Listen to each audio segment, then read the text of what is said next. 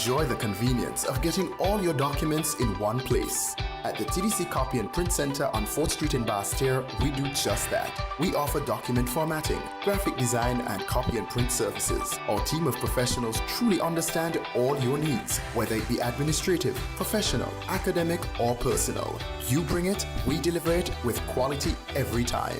Visit the TDC Copy and Print Center today in the TDC Mall on 4th Street in Basse-Terre or call 465-2511. Your copy and print specialists are waiting to serve you.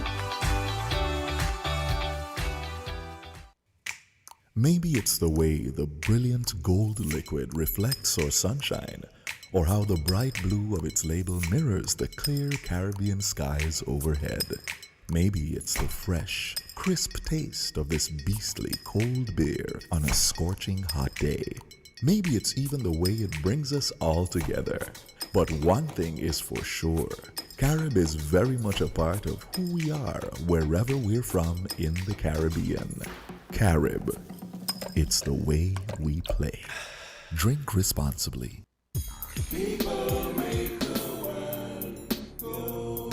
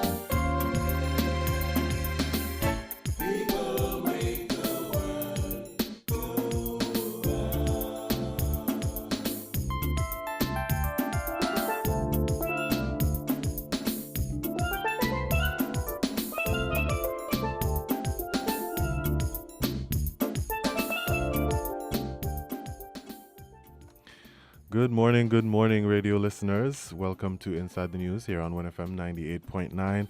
I'm your host for today, Kevon Brown, and I am joined by Madam Yolanda Weeks. Say good morning to the people, Miss Weeks. Good morning to our listeners of WINNFM 98.9. I hope you all are having a lovely weekend, as I am.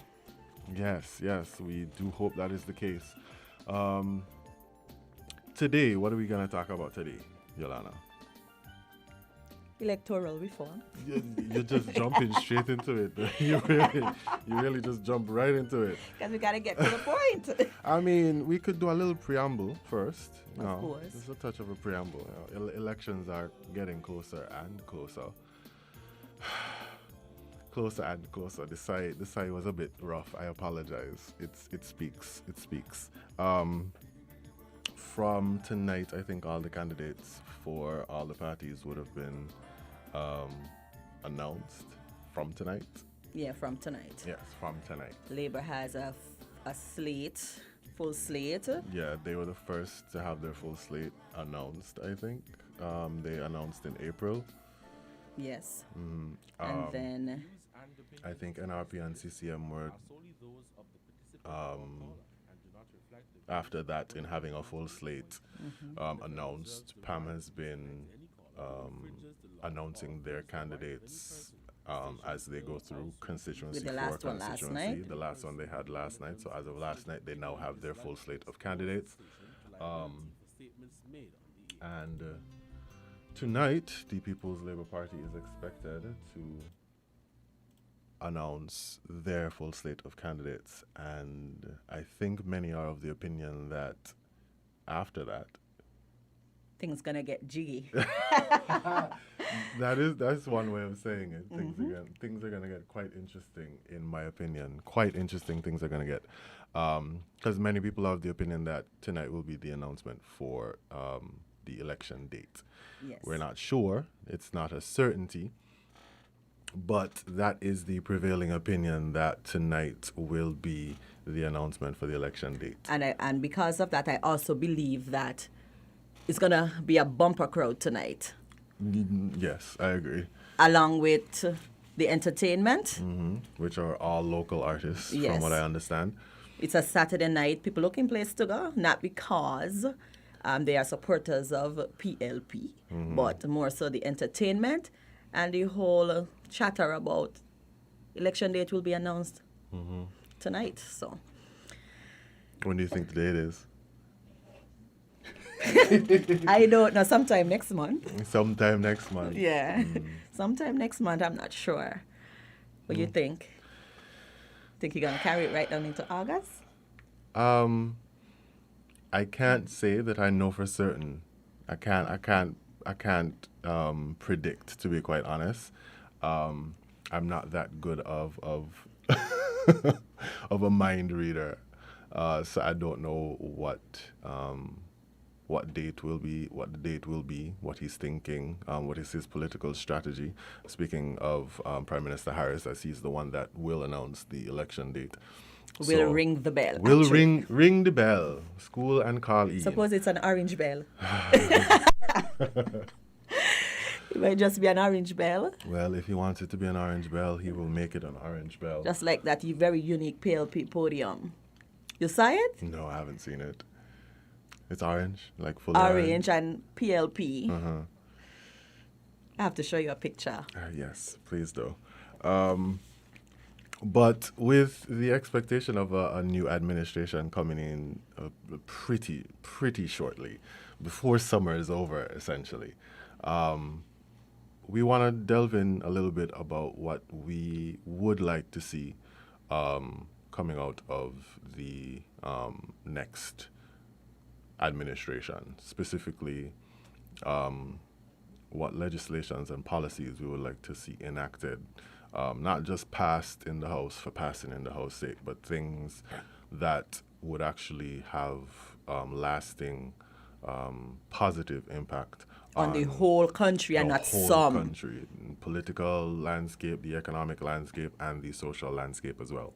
And we would invite callers to call in and share their views on what they would like to see from the new administration or any administration in the future, as any country is continually evolving and improving, and we hope that that's the aim of any country, to evolve and improve in a positive manner with the people, the masses, the people who put people in power at mind.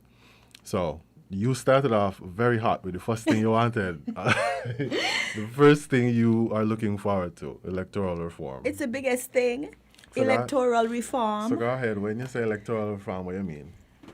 What are you speaking of specifically? As it relates to electoral reform, I'm looking more at electronic voting.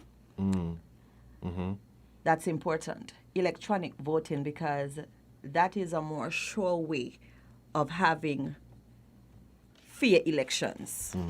You know, you cannot really cheat a computer system easily. Easily, you're right with the easily part. Right. You know, all you need is a couple of master hackers and it could happen. Yeah. That's big money, you know. Of course it's big money. Like I said, they're master hackers. Master hackers ain't coming cheap. But I don't think any form of voting is bulletproof, to be quite honest, because machines can be manipulated just like people can be manipulated or coerced or bribed or whatever dispensation of the word you want to use today. But that's where policies come in, right? Policies like?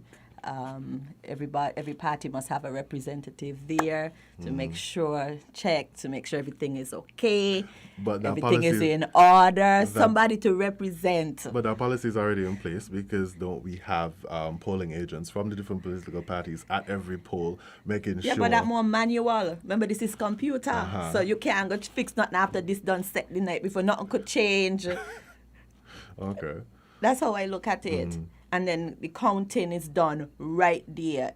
Representatives of all the different parties right there. Don't move anything. Right there. Okay. So, do you think we should get rid of physical ballots completely? What about the? I'm an advocate for that. But what about the generation that would prefer a handheld, a physical ballot that they actually go, they stand up in the line, they sign? Because you know, change is difficult for anyone, any community, any society. You'll have people that fight against the need for change, whatever the glorious reasons that we come up with for the change. How do you think we could, accommodate those people that are fighting against the change or try to persuade them as to why they should accept the change? Kevin, I have no idea. I have no idea. I'm being serious. I have no idea. I believe we're trying to improve the system, and I think that everyone should try to understand and just, get up to the times. That's how I see it. Get up to the times. Well, with anything that is supposed to, advance certain aspects of our society, there are challenges. There will be challenges. There will forever be challenges because no idea is perfectly executed regardless of how much you plan for it. Because you cannot see all of the variables all of the time in every iteration of it. So it's natural that there will be challenges if we make this shift. I think St. Lucia wants to do it. Are making plans to do it later down this year, where they're switching completely to electronic voting. The first time you do it, there's going to be confusion.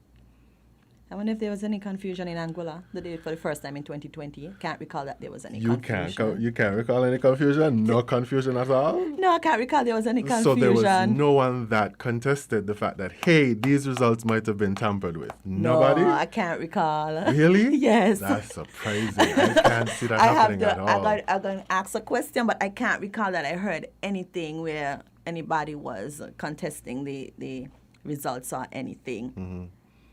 That's interesting because I imagine that would be one of the issues that would be argued.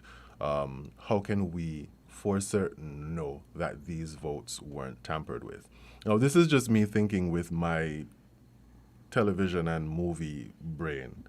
And while people might believe that might be an exaggeration, life imitates art and art imitates life. And anything is possible. And anything is possible.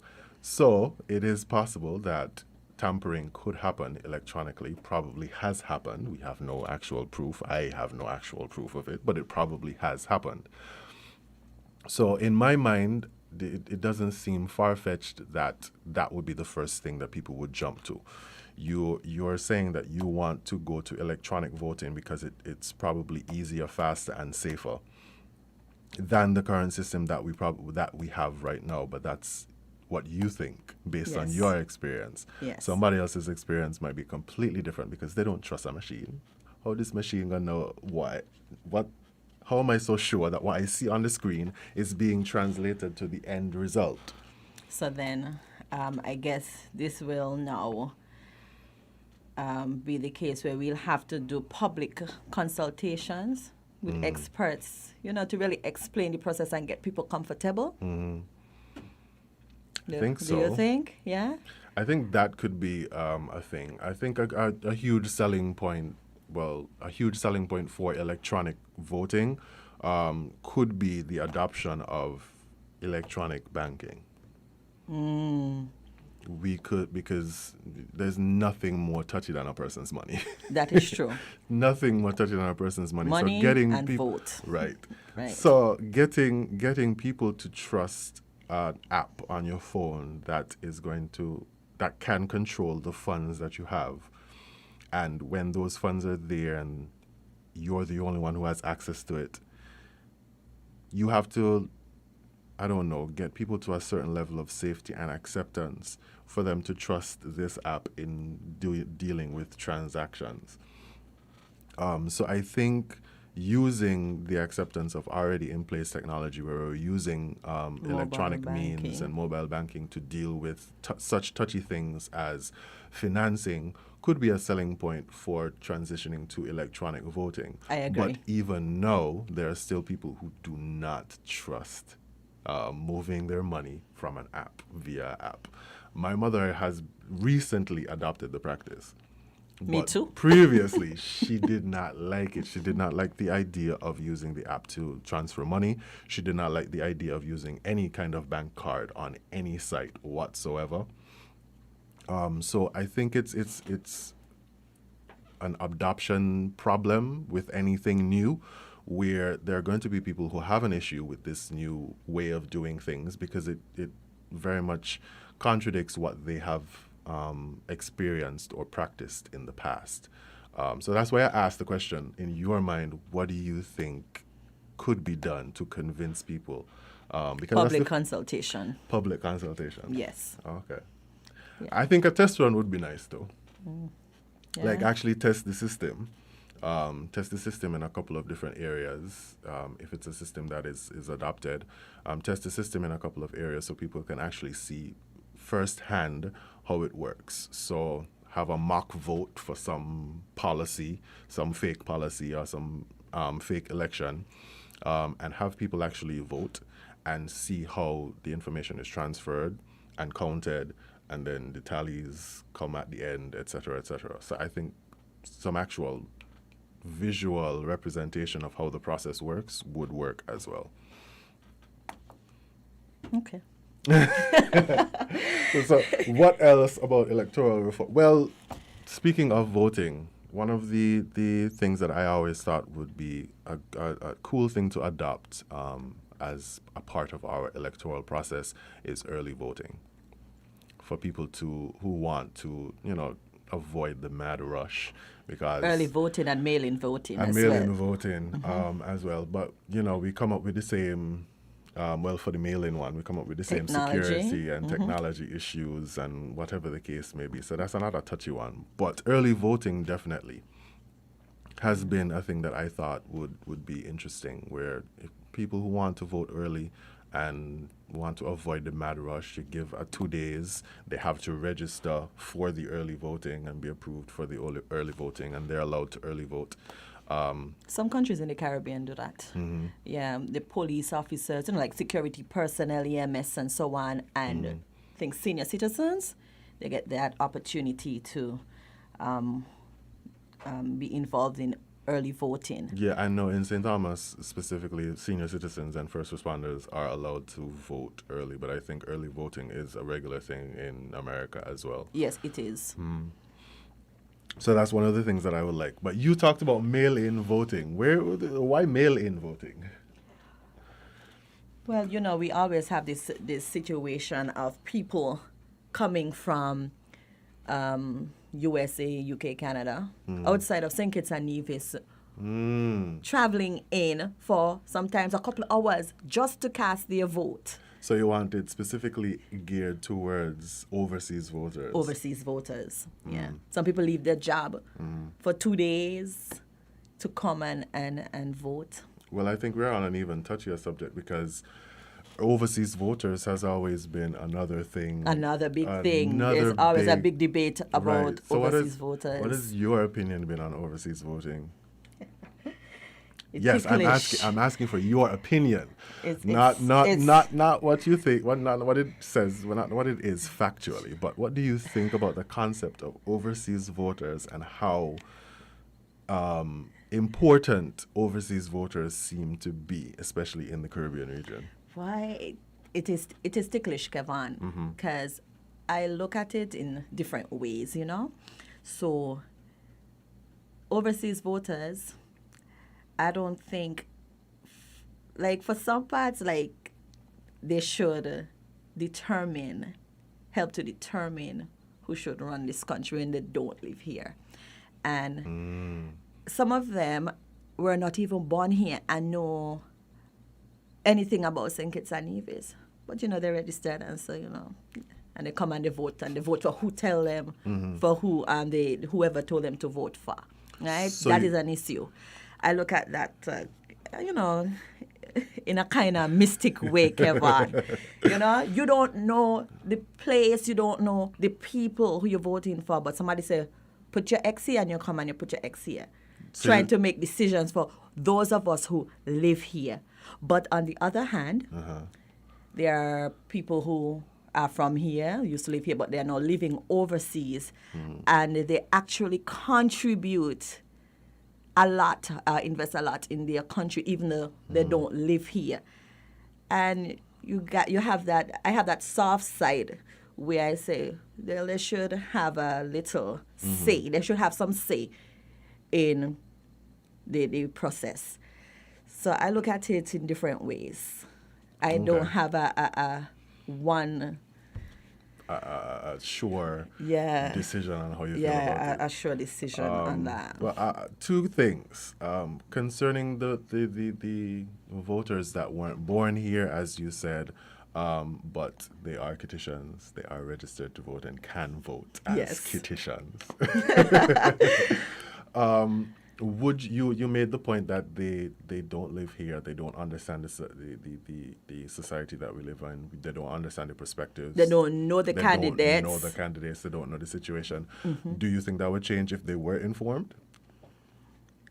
For some, yeah. Because there's nothing stopping them from being informed. We're living in a technological world. Yeah, but exactly. But remember, some people don't really follow the politics like that. They're only voting because they don't really follow the politics like that. They just get that influence from somebody. I need to vote because, and especially if money come into play, Kevin. Especially if money come into play. That's another touchy one. Alleged money. We'll put that in alleged Abbreviation money. and the quotes. Coming into play. Okay.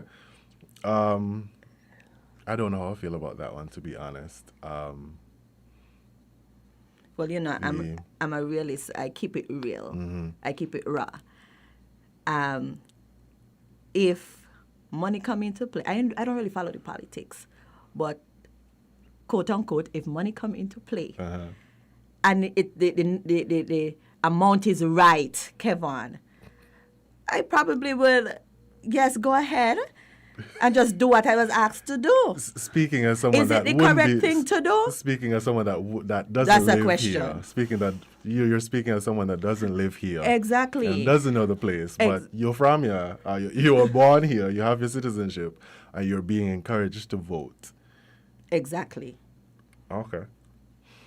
The other argument could be made that because you said there's the other side where somebody that lived here, actually experienced here, but now migrated somewhere else, the same argument that you made concerning the uninformed people where they don't understand the situation, the people that were here that have left might not understand the situation either. They might get second or third hand interpretations of the situation based on the people that they associate with, but they wouldn't be able to get a full picture. That is so true. the same argument can be made for people that were here that left, because what they left is probably not the same. Well, that is if they follow closely and they come home regularly. Some people do come home regularly and follow closely. So it depends on that too. That's a big variable, though. Yeah. Yeah, because some people, when they leave and they don't look back. Exactly. So that's what I'm saying. There are those individuals who they leave, but they come home sometimes twice a year. They come home often enough, and they actually follow, they listen the radio stations, they listen whichever talk shows, and they try to analyze things, they ask questions. There are some people like that. I know people like that. No, I know people like that too. I know Exactly. people like that as well. I have a few family members that have come down from the States to vote in the election. But that's because they were heavily invested in what was going on in St. Kitts and Nevis. Exactly. So, but then there are some people who just get lost out there. And then all of a sudden, They just- pop out of nowhere and we're like, oh, Some of them I better only back come home. every 5 years or whenever an election call. You don't see them anytime between that. Yeah, that's a hard topic to broach, because it's either you're going to allow overseas votes or you're not going to allow overseas votes, because I don't think you could restrict who is allowed to vote based on how frequently they travel back and forth to St. Kitts, But or how frequently they listen. moral.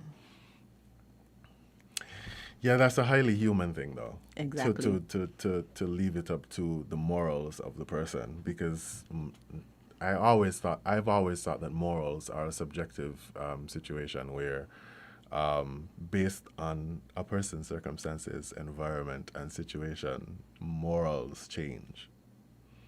That is true. So, Come on. so I can't say for certain that there's this blanket concept of morals that determine a person's actions for the good of the people, when we don't know that person's individual circumstances. We don't know what might drive them to do this, that, or the third. Okay, Kevin. And with that silence, we're going to take a quick break to hear from our sponsors here on WINNFM 98.9. You're listening to Inside the News. It's Saturday, June 18th. We're officially in the middle of June.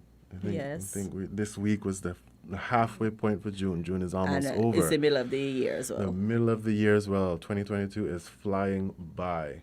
We'll be back with more after this word from our sponsors. Buying your medication is easy with City Drugstore's curbside pickup. WhatsApp our certified pharmacist at 662-8769 with your requests.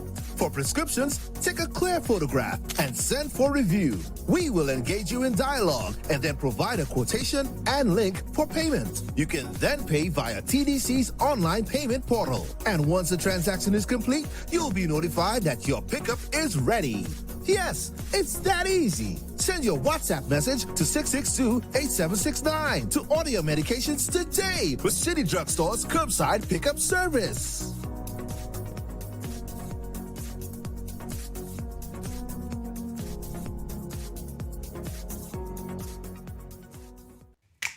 Maybe it's the way the brilliant gold liquid reflects or sunshine, or how the bright blue of its label mirrors the clear Caribbean skies overhead.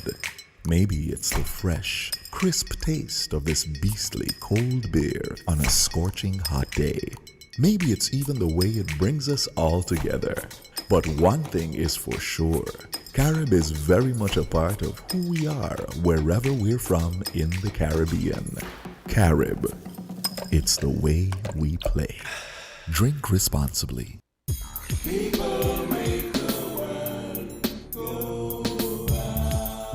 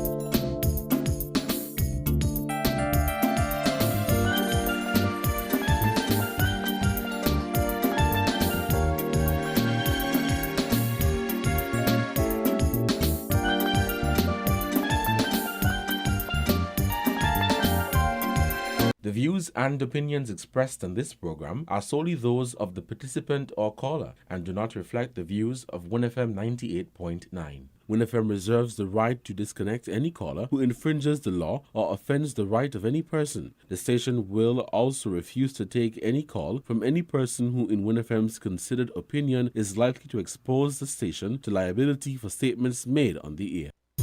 People make the world go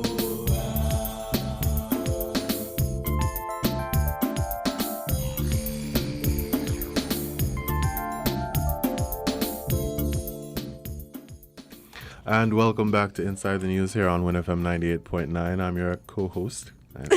Let's change that to co-host because I have a co-host. I am one of your hosts this morning, Kevon Brown, joined by my lovely co-host, Yolanda Weeks. Yes, absolutely. And before the break, we were speaking about some of the things that we are hoping to see tackled in the next iteration of the administration for the St. Kitts Nevis government after the elections that are anticipated to happen before the end of the first week in August. I think it's the 8th. Is it the 8th or the 9th? Something like that. The 8th. But we were speaking of electoral reform as it relates to the voting system. Yolanda brought up early vote. Well, I brought up early voting. Yolanda brought up electronic voting as well as mail-in voting. Highly contentious issues, in my opinion. But, change is uncomfortable. Necessary and uncomfortable. And I think in any situation, anything that makes you uncomfortable sometimes breeds the best, growth. Because sometimes when you live in a certain bubble for too long, you don't realize what's wrong with it. And you just live with the consequences. What you're really missing. Or what you're missing out on. The grass isn't always greener, but you're not necessarily looking for greener grass. You're looking for maybe better grass. True. A different type of grass. True. Longer grass, shorter grass. You're not necessarily looking for something better. You're looking for something different, some kind of change. And Yolanda has another thing that she would like to address, another touchy one that I am really not that versed in. Don't forget, callers, call in if you have any opinions on the topics that we're talking about. The numbers to call, 466-0989, 662 and 762-0989, so that we can get your views on these topics. But you were speaking of boundaries. Yeah, more so the structuring of the boundaries, right? And I can never understand why somewhere between, I think, 8 and 7, you find number 3? No. Something like that, yes. Look at where New Road is, St. Peter's. And look at where Shadwell is. Shadwell is next to New Road. Yes, you're correct. And then number 3 come all the way back down here nearly in town. Yeah, So- the Lime Kiln area, and then I think it's Pata Village. Is it Pata Village? Yes. Huh. So I can never understand the structuring. I want to know who did the structuring of the boundaries and how did they really go about doing it? Because I can never understand it. How do you count? We say 1, 2, 3, 4, 5, 6, 7, 8. Not 1, 2, 8, 3. I don't understand it. I could never understand it. So the whole talk about the boundary changes, I think that is important, and we need to see something. So, what do you think the boundaries should be based on then? Well, I don't know St. Kitts too well, Kevin, but I know for a fact I don't want to see the numbers, the boundaries, the numbers for the boundaries looked mixed up like that. I prefer that it will flow 1, 2, 3, 4 and on an equal amount. And that's hard to do because even the states. So then that means you have to increase the boundaries then. Ooh, increase the boundaries how? To an odd number. To 9. And then what? Separate. So essentially separate either Keon or St. Peter's and put myself? Separate number 8. Separate number 8 is very big. It's the biggest constituency in St. Kitts and Nevis, followed by number 9 in Nevis. Well, I'm not very versed in how the boundary system works.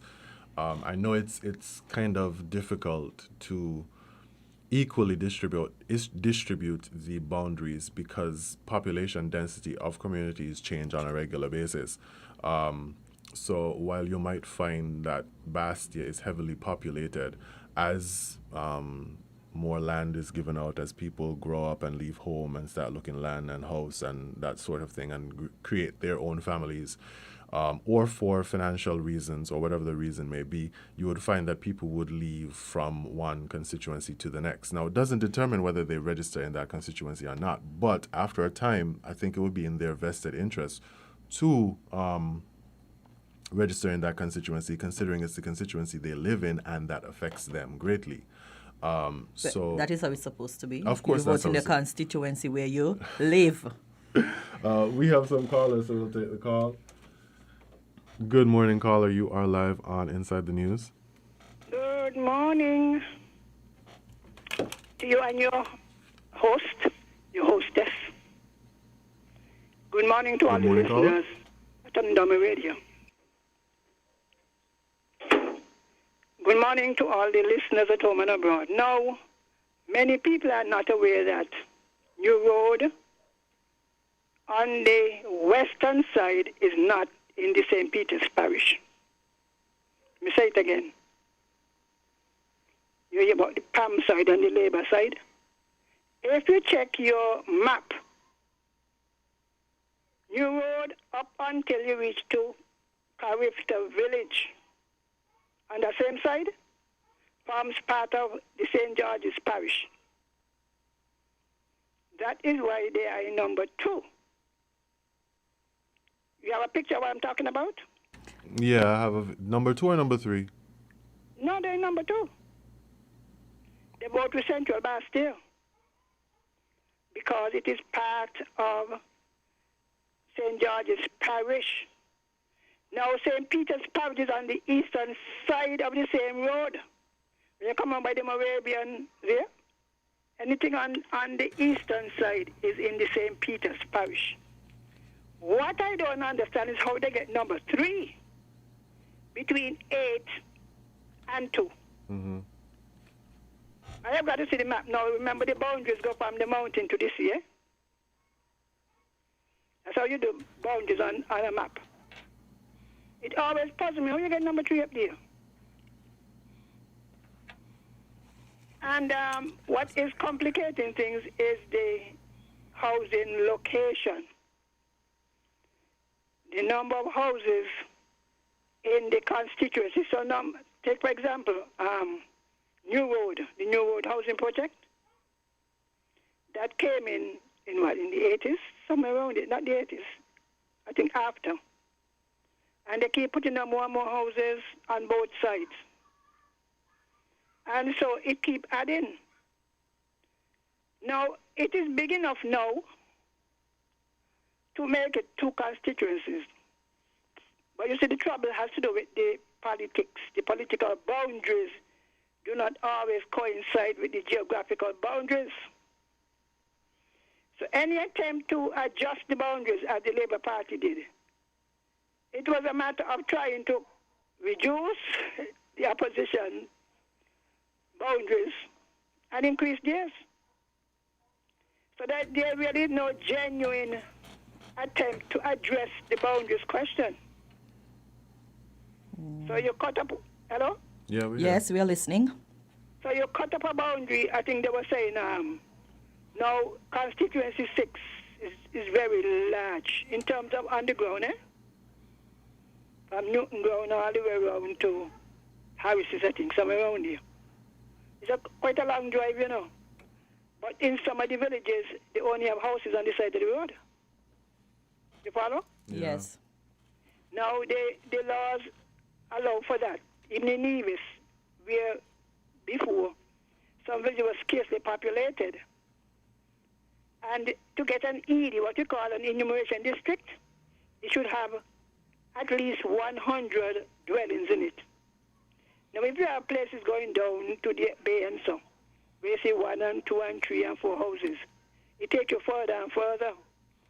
So when you just go on the map and start to draw a line, you end up pushing some of the houses or some of the dwellings, they call dwellings, in 6 into 7, and to get equal thing, you then got to cut up maybe 7 into 3.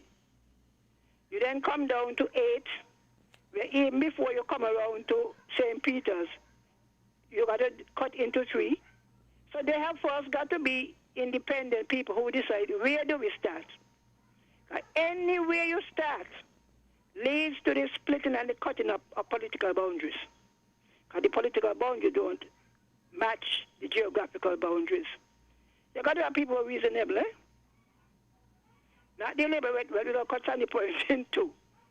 Put half over there and half over here, knowing fully well that what you would have done, took half of Sandy Point, put you to a bigger part of Newton Ground. So remember, the political boundary was just Sandy Point alone, eh? And attempts have been made. People keep moving, governments keep moving. But right now, nothing can be done until the census information is out. I was just about to say that. And we have to add to that. We got to figure out how much people live in each We have to add to that community. the plans by the NHC and other developers as to what they intend to do. Because you go and draw the boundary, and next thing you know, a housing project coming. Make it larger than what? So that we will always be changing. But we need honest people, eh? Honest in terms of, look, it's not just a matter of looking out for my party, but looking out for the interest of the country. Because this trade it puts on some politicians. You're in 8. St. Peter's Monkey Hill is not the same as St. Peter's over in Canary. They're not the same. They don't have the same needs. You follow what I'm saying? Yeah. Yes. So you have somebody, Keyon is big enough, Keyon and Keys could go by itself. And then maybe from Canary, and maybe, I don't know how you deal with New Road, because New Road is big. But New Road form part of Bastille. But nobody really wants it, unless they can't win. People only request changes when it disadvantages them. You realize that? Well, that's something that we have to change, that we have to work to change on, because we can't always... Yeah, but political parties are not interested in change, You think so? It's consolidation. Well, People work out their chances. What are my chances of winning? well, who knows? This is how changes are made. Some people have ideals, but, it's only when you're actually in the system that you realize Well, that only God knows the heart, yeah? Only God knows the heart. But we need to do something. We really need to do something, but it has got to be. And even the country itself. You could bring all the geographers and the whatever. Because on the boundary commission, 2 for the opposition, 2 for the government, you expect to get anything out of that? Nobody can sit down there and watch the side disadvantage. So how are we ever going? So maybe we should take them off of it. Take out the political elements? You don't think so? The political element, that's something that's going to be hard to do. Regardless of the political element, I don't think it's necessary, because you'll have to have humans involved anyway. And Yeah, but I'm humans are saying, not people you're directed. You are 2 candidates, so 2 over here, 2 over there. But the only thing everybody looking for is their benefit. Exactly, and that's why regardless of who you change it to, there could be instances where it still be exploited. Anyway, God help us. Happy Father's Day to all the fathers who are listening. An advance birthday greeting to my granddaughter in Barbados, Michaela. Happy birthday, Michaela, tomorrow.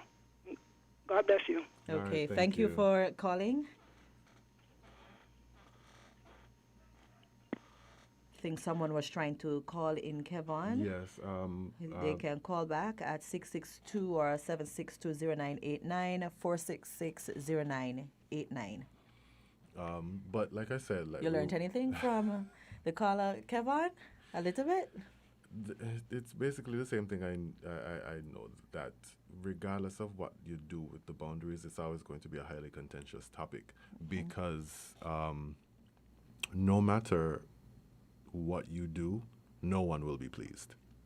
No matter what you do, no one will be pleased. Let's say we base it off I wouldn't of say not no one would be pleased. Some people wouldn't be pleased. everyone will not be pleased. Let me rephrase that. Everyone will not be pleased.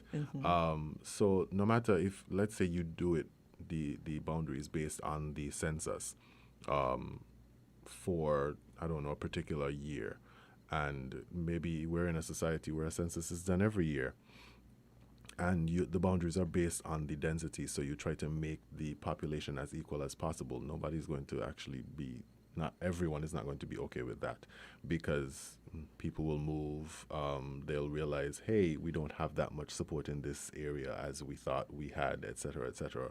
So change is difficult regardless. Caller, you're on Inside the News. Good morning. Good morning, caller. Can you hear me Go- clearly? You have a lot of noise. There's a bit in of your- wind. Yeah. Bit of wind. Hold on a second. I think it's the AC. Let me switch it off. Okay, you Okay. can hear me now, right? Yes. Yes. Yeah. So, my contribution is more or less like a question.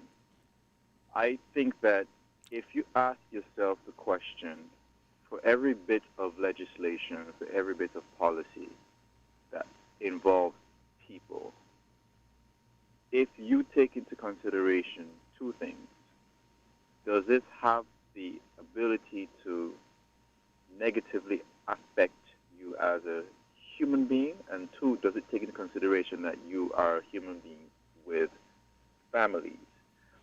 How many laws and policies would change? In other words, when somebody brings something to the table, you ask the question, did you take those two into consideration? If the answer is no, you go back to the drawing board.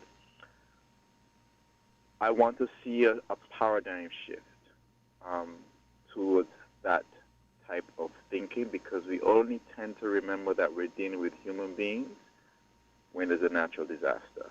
When all of these things, all these semantics don't really matter anymore. It's more about, how can we really be there for each other? But I'm saying, why can't we do that now? The most glaring, the most obvious one for me, and I think we've spoken about this before, is with respect to parenting and school children. Schools start at what time? 8? 8:30. And 8:30, okay. And they finish what? Pickup is what, from 3:30 to 4? Yes. And the workplace starts what, 8? Yeah, for the most part. And finishes what? 4. After. 4:35. Okay. Sometimes 6. So, which means that we have normalized a society where someone is supposed to pick up those children and someone is supposed to work. Doesn't make any sense. Somebody's being shortchanged somewhere. Same thing with when the kids are sick. When they're sick, they can't go to school. And you can't take time off from work because your child is sick. So who's supposed to take care of the child? Nobody seems to care. So you end up with people taking these phantom sick leaves from doctors, which is not really the right thing to do, but they do it anyway. So this is a problem. If you find people trying to cut corners for something that's necessary, then it's a problem that we're not really speaking about, but it's because, again, we've accepted these things. So we go back to the drawing board. I'm like, okay, you know what? This doesn't make any sense. Let's see how. Let's begin to have the conversation on what could work. Again, families and human beings. We've seen countries and businesses or or corporations experimenting with the 4-day work week. We've had companies decide, you know what, you can have unlimited vacation because we trust that you're not going to come and cheat the system. You hire the right people. But all these things, people who say, you know what, you deserve to be able to take a day off because you a mental break.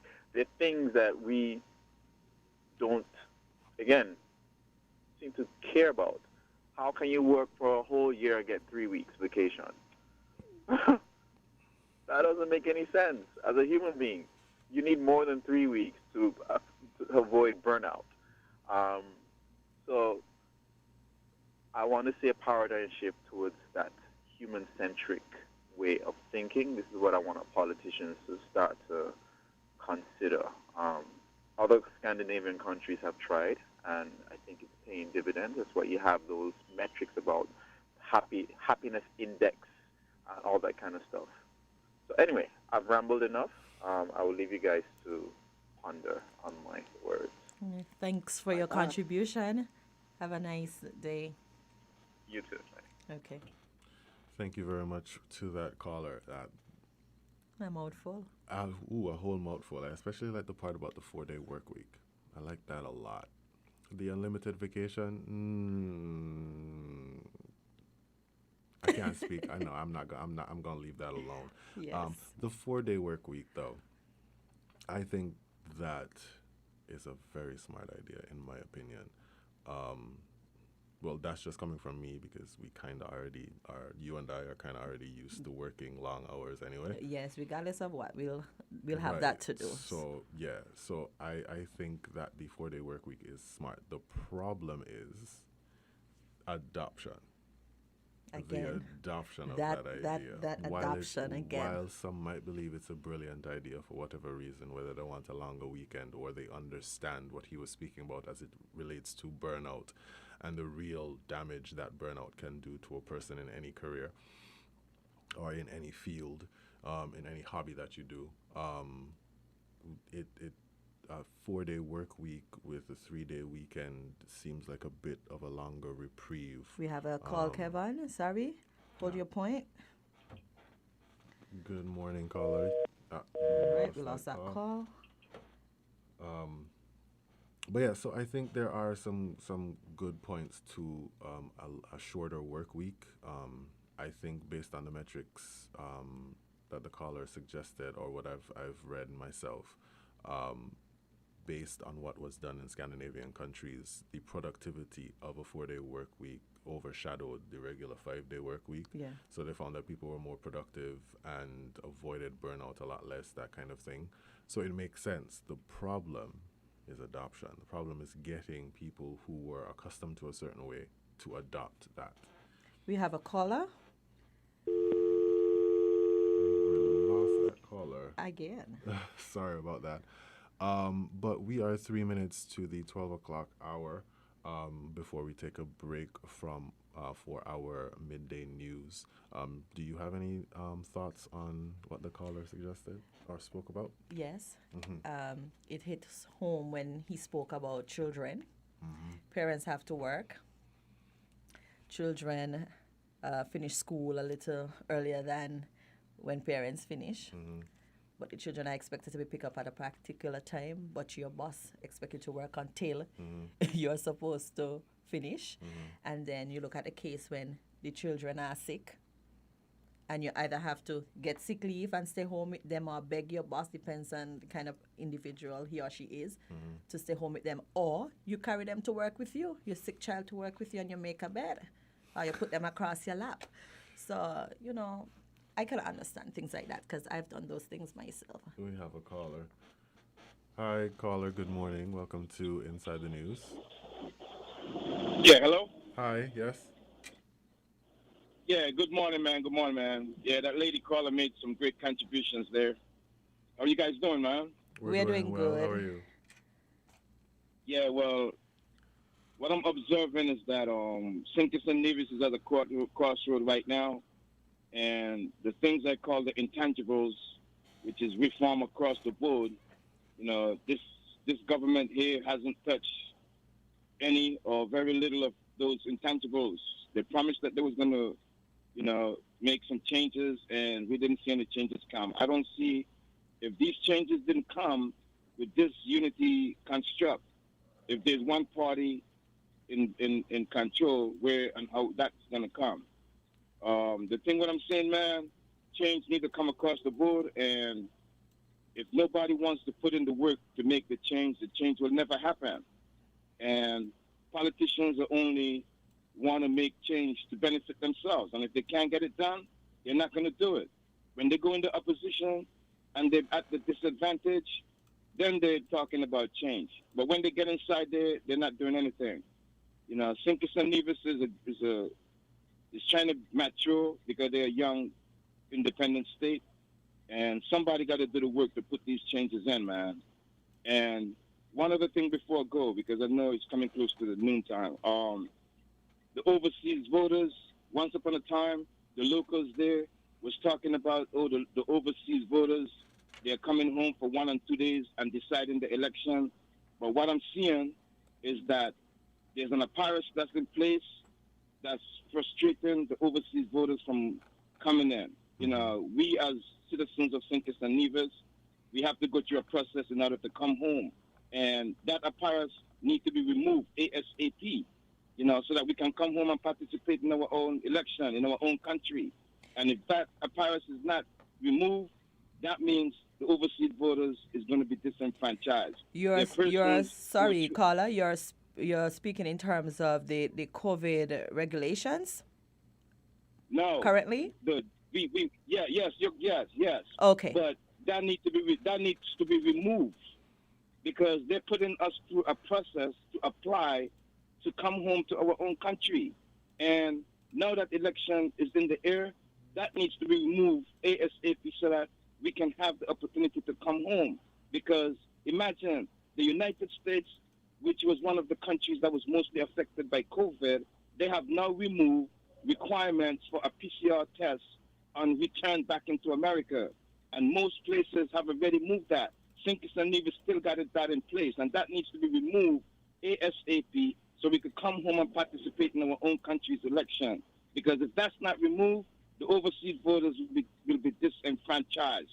And other than that, targeting these OECS voters that's inside St. Kitts and Nevis, there might be the new group of people who might decide the election. So if the overseas voters was once said to coming home and deciding the election, what are the locals are going to say now if the overseas voters don't get to come home, but yet still the OECS voters that's living in St. Kitts and Nevis now might turn out to be the group of people that might determine the election coming up.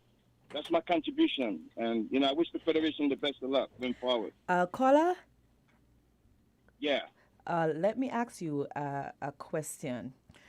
In the case of the overseas voters coming in, would you say that it is a case where the overseas voters really want to lend their assistance because of the situation currently in the country? You think a lot of people want to come in this time around because of what is going on in the country? Yes, that's correct. A lot of people want to come home. Yes, they can. What happened was when there's the chatter that the parties are sending tickets and buying people's tickets to come home, it doesn't have to be like that this time around. We just want that apparatus to be removed so that persons can spend their own money to come home. But if they're frustrated through the process, then that could be a deterrent, and that could be an indication of disenfranchisement. Are you a part of any association in the U.S.? What are you all doing about that? Well, I'm reaching out to some persons that I know here in order to find out what's going to happen. And actually, I have already reached out to the Premier of Nevis about that specific thing, and he says he's looking into it. That's how far That's how far you have gotten? Okay, I think we lost that caller.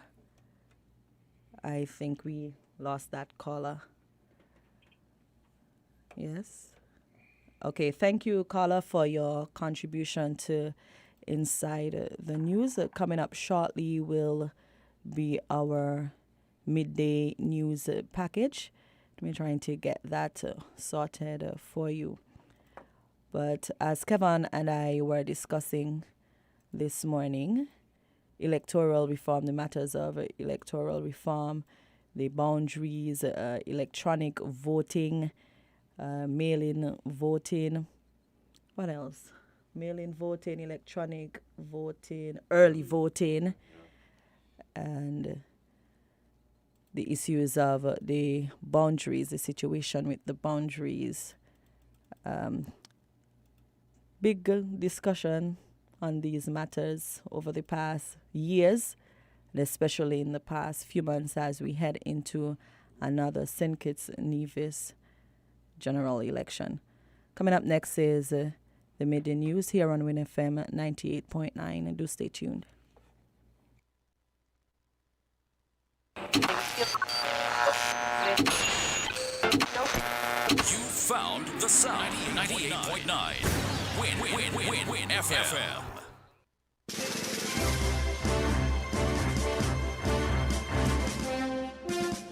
We now bring you the headline news. The headline news is brought to you by Caribbean Alliance, The Grange, KDP Enterprises, Carib Brewery, and National Bank.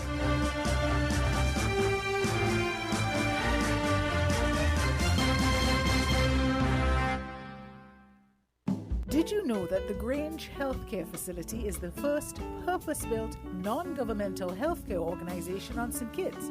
It's situated at Otley's, 7 miles east of Basseterre in beautifully landscaped surroundings. The Grange has a team of highly trained professionals and provides care that's rated as being comparable with UK and North American standards. The Grange offers varied accommodations to suit your individual needs, and our all-inclusive packages make the cost of care per hour the most competitive on the island. Services include convalescent care for all ages, daycare facilities for older adults, rehabilitation services, and training and continuing education for healthcare providers. For more information, call 466-5525 or 465-8020. Fax 466-8221 or email thegrangehealth@gmail.com or visit our website at www.grangehealthcarefacility.com. Stop standing in long ATM lines to withdraw cash. Use your national debit or black cards to complete a wide variety of transactions at supermarkets, variety stores, gas stations, pharmacies, and more. Shop online at the most popular websites and stores for quality brands using your national debit or black cards. And take back your time to enjoy all the things that you love to do. Remember, instead of waiting in long ATM lines to withdraw cash, use your national bank cards today. National Bank, always here. Shipping your cargo shouldn't be a hassle. It can be as easy as a single call to Amerijet International, your worldwide cargo transportation solution. We provide all the services you need to ship your goods anywhere in the world, whether your shipment is fresh, frozen, large or small, alive or hazardous. You can count on Amerijet to deliver it safe and sound. Amerijet International, by land, sea or air, we get it there. For more information, visit us online at www.amerijet.com or call us at KDP Enterprises at 466-9595. Protect your lifestyle with Caribbean Alliance Insurance. Tilly Wall with a low reputation and service for second to none. Securing you is our mission. People that you can trust, your business, property, we got you covered. Motor or personal, whatever it is, we got you covered. 130 years in this business, we got you covered. For all your insurance needs, visit or call us at 465-2631 or 469-5303. Delia Walwyn, people you can trust.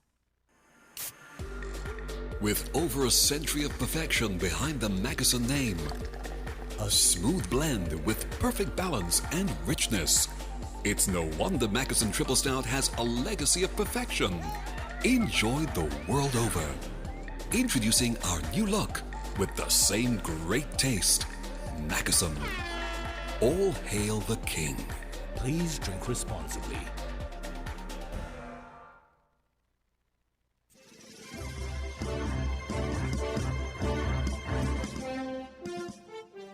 With the Win Headline News, I am Kevon Brown. And I am Yulana Weeks. Making the headlines, Lincoln David Pell to represent the People's Action Movement in constituency number 7. Prison Officer Tanya Bell James makes history. Guyana to lift COVID-19 testing requirement for people traveling to the country. Former LIAT workers in Barbados appeal to Prime Minister Mia Mottley for humanitarian assistance. Internationally, Ukraine's medical services are under enormous pressure, and one British surgeon, David Knott, who has decades of experience treating war injuries, has been on the front line helping train Ukrainian doctors. Now, the details.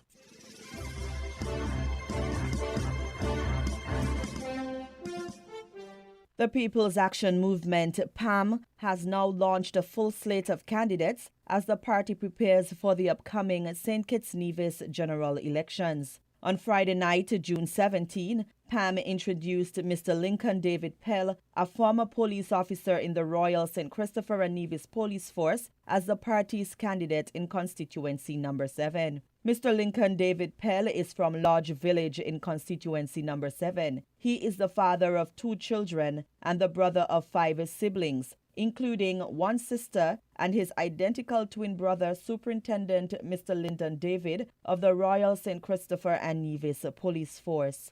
David Pell has several certificates in the areas of discipline, sports, administration, and leadership. He is known as an expert in martial arts. In addition, Mr. David Pell obtained a master's degree in security risk management from the University of Leicester in the United Kingdom. Leader of the People's Action Movement, Sean K. Richards, introduced Mr. Pell to the general public, describing him as an honorable man that is above reproach. Richards revealed that during a party gathering last Thursday night, June 9, in Halfway Tree, a number of people were being engaged about candidacy for constituency number 7. According to Richards, it was on that night that Mr. Pell expressed his desire to serve the people of St. Kitts and Nevis to provide better representation to the country. Mr. Lincoln David Pell will be contesting the constituency number 7 seat against the Prime Minister of St. Kitts and Nevis and leader of the People's Labour Party, Dr. Timothy Harris, as well as Mr. Leon Natta Nelson of the St. Kitts Nevis Labour Party.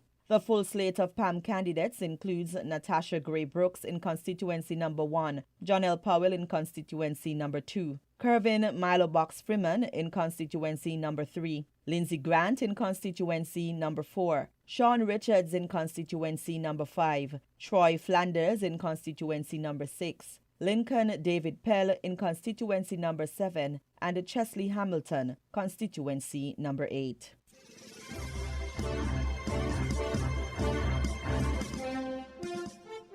Tanya Bell James has made history by being the first prison officer from St. Kitts and Nevis to graduate with a baccalaureate degree and a master's degree. On Wednesday, June 15, 2022, Bell James graduated from Monroe College with a master's degree in criminal justice with a concentration in human services. Bell James noted that she chose those areas of study so that she could help equip herself for the career that she wanted in rehabilitation. Bella James said, quote, "I am a proud prison officer and I'm blazing trails for others to follow within my institution. Too long has society seen the job of a prison officer as just a turn of a key. It is time we demand the respect that is deserved," end quote. The recent graduate was also the flag bearer for St. Kitts and Nevis during the commencement ceremony, describing it as an honor. She explained that she was written off many times and was told that she would be thrown out of school. But with determination and the help of God, she was able to complete high school, followed by a baccalaureate degree and now a master's degree. Bell James, an employee of Her Majesty's Prison for the past 8 years, shares an inspirational note of encouragement to young men and women. Quote, "To the young ladies and young men out there that may have had a rough start academically, come from a poor household, and even those who have been written off by society, know that you can do anything you put your mind to. The right circle can make a huge difference," end quote.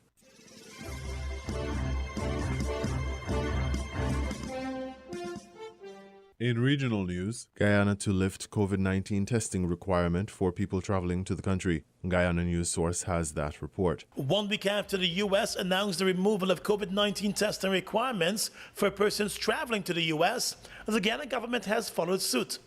In a statement today, the Ministry of Health announced that with effect from Saturday, persons traveling to Guyana will no longer be required to provide proof of a negative COVID-19 test result. However, all travelers must show proof of being fully vaccinated against COVID-19. The move by the Ministry of Health comes as it continues to try to get more persons vaccinated against the virus as cases continue to climb.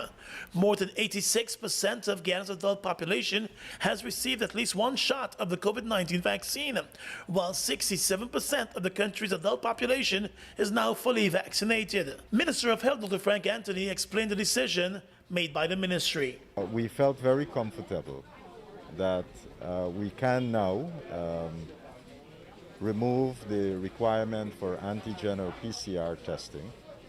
However, we will still maintain for travelers into Guyana, we'll still maintain that they have to produce their vaccination cards before they're allowed on the plane.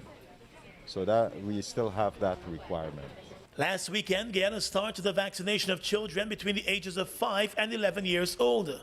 And based on the last COVID-19 report, there are more than 900 active cases of the virus in Guyana. The hospitalization rate remains very low. The pandemic has claimed more than 1,200 lives in the country since its first detection 2 years ago.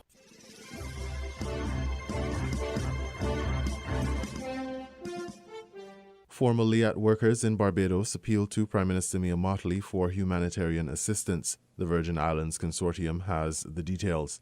Former LIAT employees in Barbados, some unemployed since being terminated over 2 years ago, have again called on Prime Minister Mia Mottley to use her influence to help them get the millions of dollars in severance payments they say is owed to them. In hopes of increasing public awareness of their deteriorating financial situations, local publication Barbados Today reports that some of the affected former employees and other supporting members of the public made their way to the Parliament and delivered a petition of just over 2,200 signatures. The former LIAT workers said that their decision to submit the petition was in hopes of convincing the Prime Minister to follow through on a promise to meet with them due since September 2021.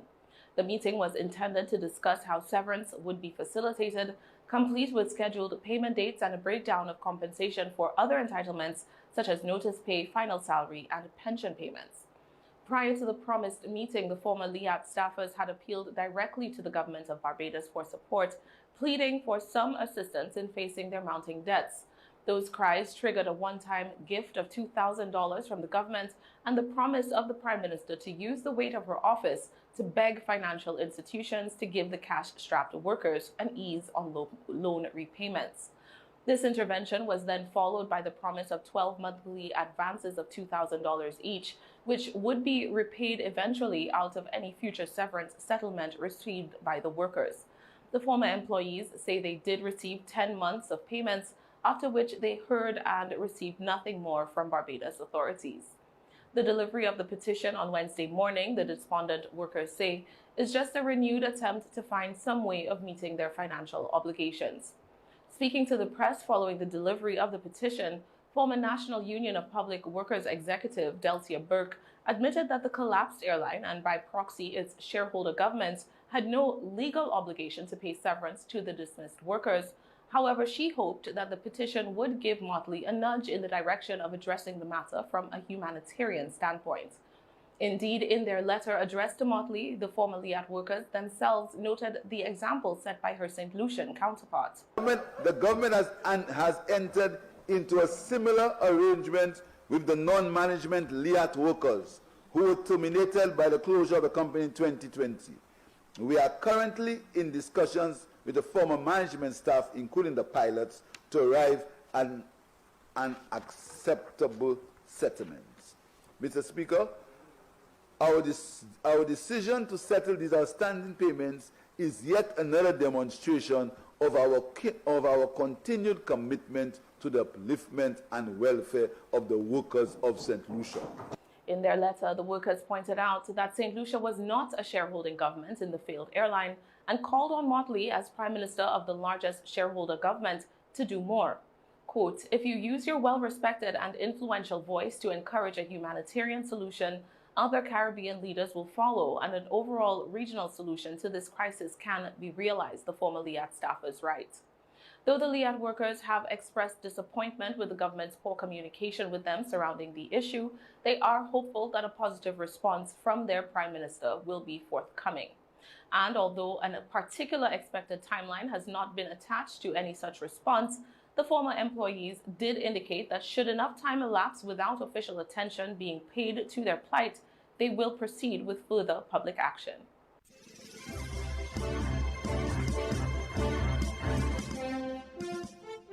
We now bring you these international reports. Heavy fighting is continuing in the east of the country. The war is taking a terrible toll. Hundreds of Ukrainian troops and civilians are being killed or injured every day, mainly as a result of intense Russian shelling. Ukraine's medical services are under enormous pressure, and one British surgeon, David Knott, who has decades of experience treating war injuries, has been on the front line helping to train Ukrainian doctors. Our correspondent, Wira Davis, has sent this report. The other thing to do is to look at the light, look at here. At a hospital in eastern Ukraine, well within range of Russian rockets, British surgeon David Knott calmly carries out a complicated skin graft, saving the leg of a woman who suffered catastrophic injuries in a Russian shelling. But now we need to bandage. But such difficult surgery is beyond many less experienced doctors. Patients were put in the posterolateral position and a chest opened. So this was the wrong treatment. Knott has been in Ukraine, not just operating, but passing on his depth of knowledge and experience. And you cut it in a longitudinal axis. His foundation runs courses in war zones from Syria to Yemen to South Sudan, and now the war in Ukraine. Well, I know what it's like to be under fire. I know what it's like to be in an operating theatre which is being shelled. You're trying to do your best to try and save the life of the patient in front of you. But here, what we can do here is we can train, I think we've trained 70 surgeons in 6 days, and they've seen exactly what to do. Some of those here are frontline doctors. Yeah. Where was this? Where were you? Okay. Momentarily back from the fighting, where Ukraine is losing too many soldiers. Others are civilian medics learning new skills because their hospitals are full of people with new kinds of injuries. It's a horrible situation when you see the young guys with the mangled extremities, with the shrapnel wounds, with amputation. It's just disaster. The big draw might be David Knott, but the star of the show is Heston, a lifelike medical dummy with 50 separate surgical procedures replicating complicated war wounds. Costing tens of thousands of pounds, it's unique, part of a system that allows Knott and his team to teach life-saving skills. Travelling across Ukraine, it's tiring work for these veteran war surgeons. Their last destination, the frontline city of Kharkiv, battered by Russian shelling, with thousands of casualties being treated by overstretched local doctors. I wanted to bring the teaching to them. I wanted them to really understand why you should do these sort of operations, how you can do them, and if you do them properly, you'll get a good result. Most rewarding for Dr. Knott, medics here putting complex techniques learned on his course into practice. Now you do it. In this case, David handing control of a limb-saving operation to the Ukrainian surgeon.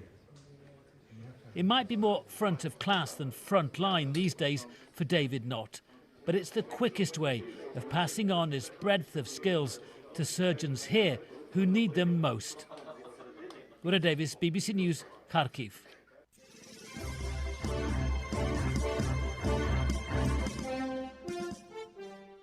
"22 caskets holding the bodies of men, women and children lined up for mass.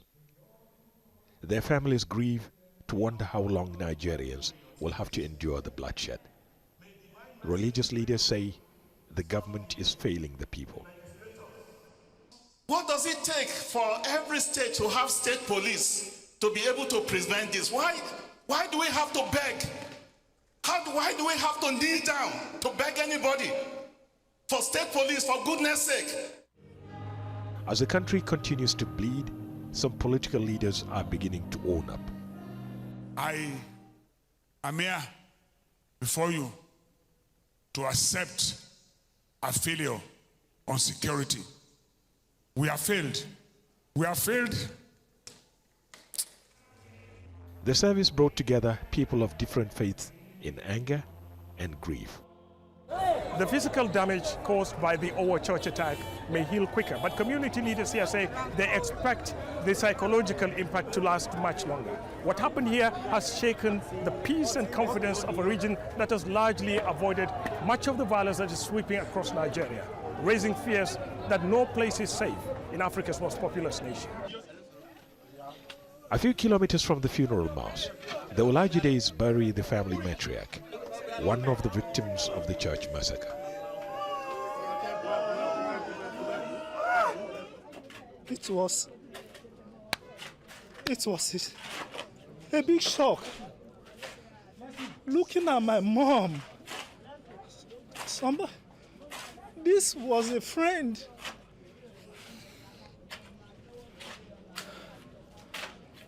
Lying lifeless, no life. Somebody I spoke to 2 days before the incident. St. Francis Church, where the attack happened, is cordoned off. Inside, some of the debris have been cleared. But the blood-stained ceiling is a graphic reminder of the carnage that took place here on June the 5th. And that attack has renewed concerns about safety of lives in the entire country, with less than a year to general elections. Ahmed Idris, Al Jazeera, Owo, Southwest Nigeria.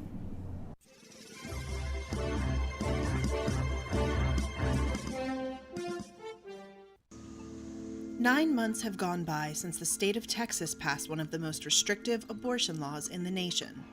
Senate Bill 8 bans abortion around 6 weeks of pregnancy, when there is detection of fetal cardiac activity, and allows almost anyone to sue abortion providers and others who aid and abet. OBGYN Dr. Lauren Thaxton is an assistant professor at the University of Texas at Austin Medical School. We've seen about a 50% decrease in the number of patients who are able to have abortions in Texas.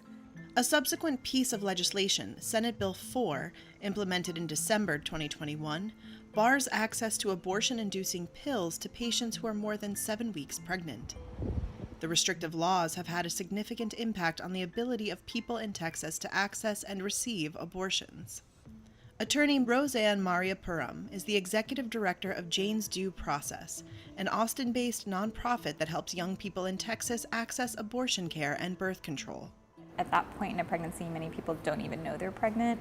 So I think a lot of the focus of that bill was to say we're not banning abortion, but in reality it is a full abortion ban for many people who don't realize they're pregnant until past 6 weeks.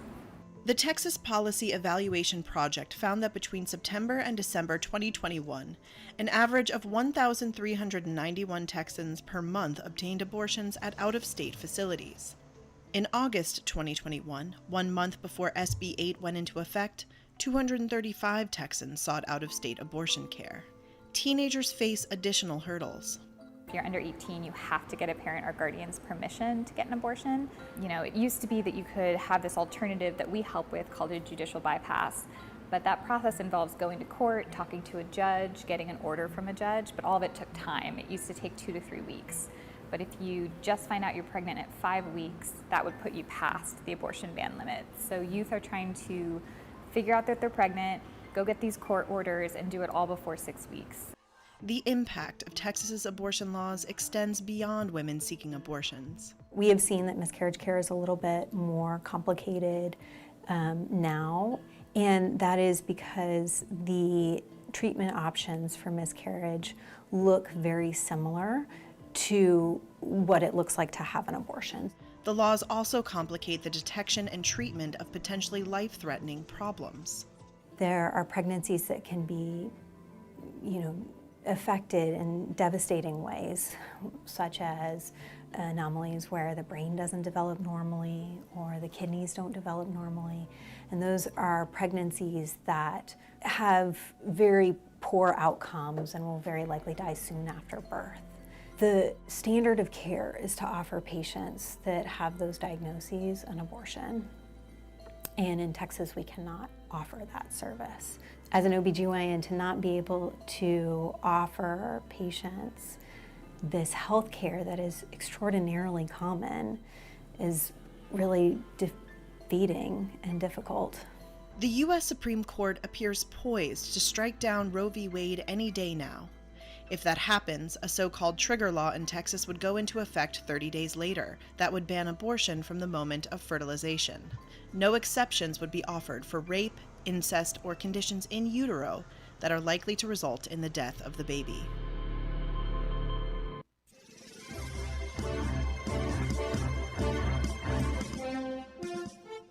You were listening to the WINNFM Headline News on 98.9. Our top stories were: Lincoln David Pell to represent the People's Action Movement in constituency number 7.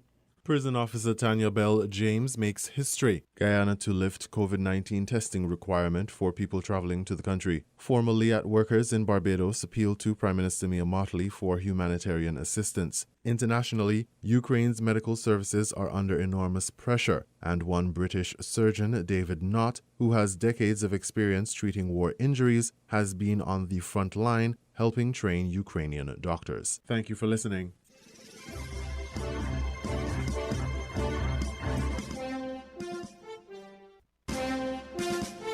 That was the WINNFM Headline News. The Headline News is brought to you by Caribbean Alliance, The Grange, KDP Enterprises, Carib Brewery, and National Bank.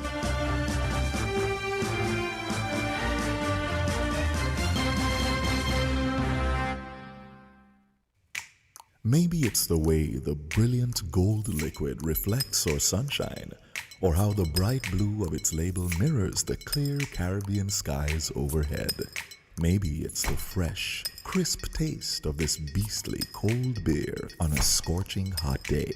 Maybe it's even the way it brings us all together. But one thing is for sure, Carib is very much a part of who we are wherever we're from in the Caribbean. Carib, it's the way we play. Drink responsibly. Protect your lifestyle with Caribbean Alliance Insurance.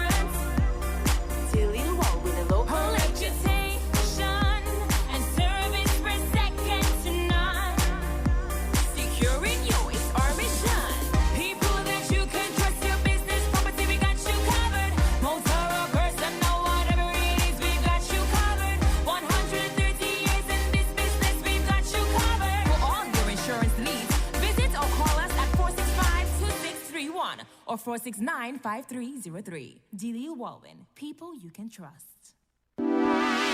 Shipping your cargo shouldn't be a hassle. It can be as easy as a single call to Amerijet International, your worldwide cargo transportation solution. We provide all the services you need to ship your goods anywhere in the world, whether your shipment is fresh, frozen, large or small, alive or hazardous. You can count on Amerijet to deliver it safe and sound. Amerijet International. By land, sea, or air, we get it there. For more information, visit us online at www.amerijet.com or call us at KDP Enterprises at 466-9595. Did you know that National Bank offers very favorable terms and low interest rate to switch your home mortgage? Our in-house legal department will process your mortgage in a jiffy and free of cost. Switch your home mortgage now and get a peace of mind knowing that we are here for you. National Bank, always here. Did you know that the Grange Healthcare Facility is the first purpose-built, non-governmental healthcare organization on St. Kitts? It's situated at Otley's, 7 miles east of Basseterre in beautifully landscaped surroundings. The Grange has a team of highly trained professionals and provides care that's rated as being comparable with UK and North American standards. The Grange offers varied accommodations to suit your individual needs, and our all-inclusive packages make the cost of care per hour the most competitive active on the island. Services include convalescent care for all ages, daycare facilities for older adults, rehabilitation services, and training and continuing education for healthcare providers. For more information, call 466-5525 or 465-8020. Fax 466-8221 or email thegrangehealth@gmail.com or visit our website at www.grangehealthcarefacility.com. Found the sound 98.9 WINNMedia FM. People make the world go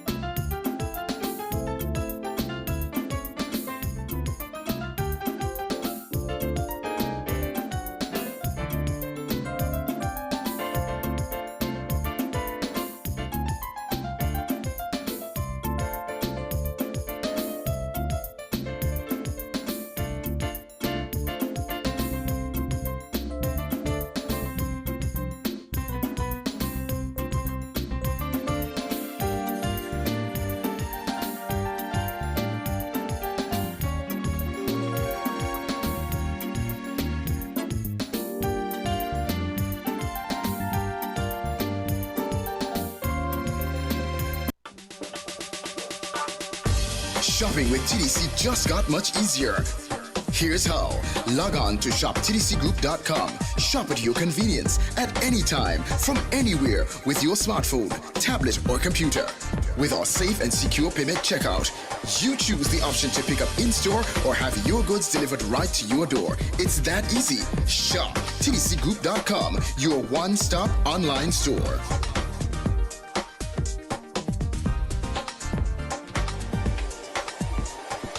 Shop anywhere, shop anytime, same quality you love. Now online. Shop www.shoptdcgroup.com.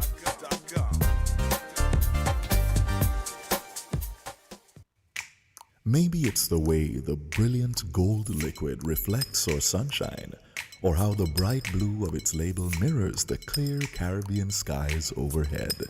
Maybe it's the fresh, crisp taste of this beastly cold beer on a scorching hot day. Maybe it's even the way it brings us all together. But one thing is for sure, Carib is very much a part of who we are wherever we're from in the Caribbean. Carib. it's the way we play. Drink responsibly. People make the world go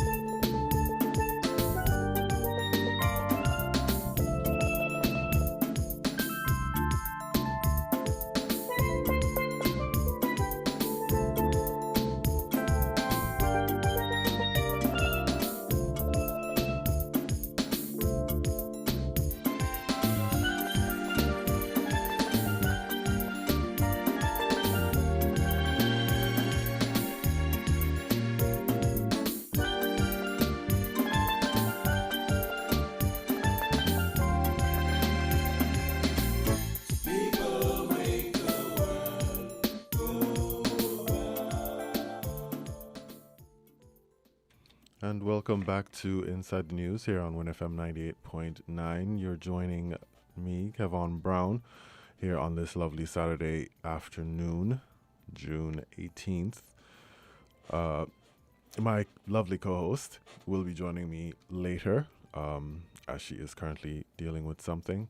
However, as we were talking about what we hope to see as it relates to changes in the government or things that we want to see come to fruition in the next iteration of the government.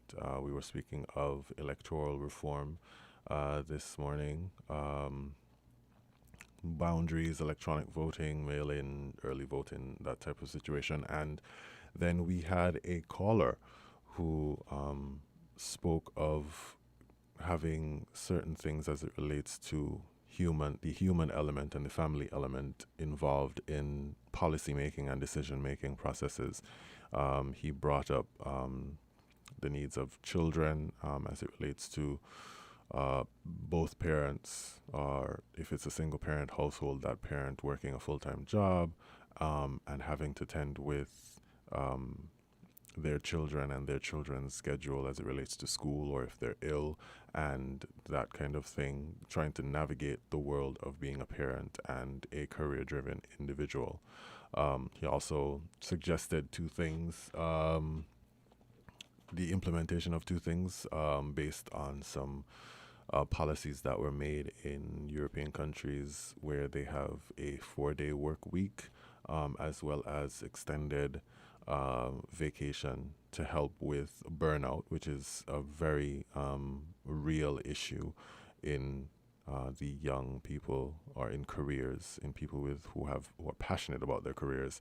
You tend to think you want to do one thing, and then the next thing you know, you're burnt out from that one thing you thought you'd love for the entirety of your existence, because there's no avenue for you to explore anything different, because you're giving the entirety of you to that one career. So some interesting points made as it relates to how we want to see the government and policies implemented by governments involved to include more human elements. And then previously we had another caller speaking about boundaries and how the boundaries are set up, especially in the St. Peter's area, and how that's kind of truncated. And we spoke a little bit about how it's necessary for updated census to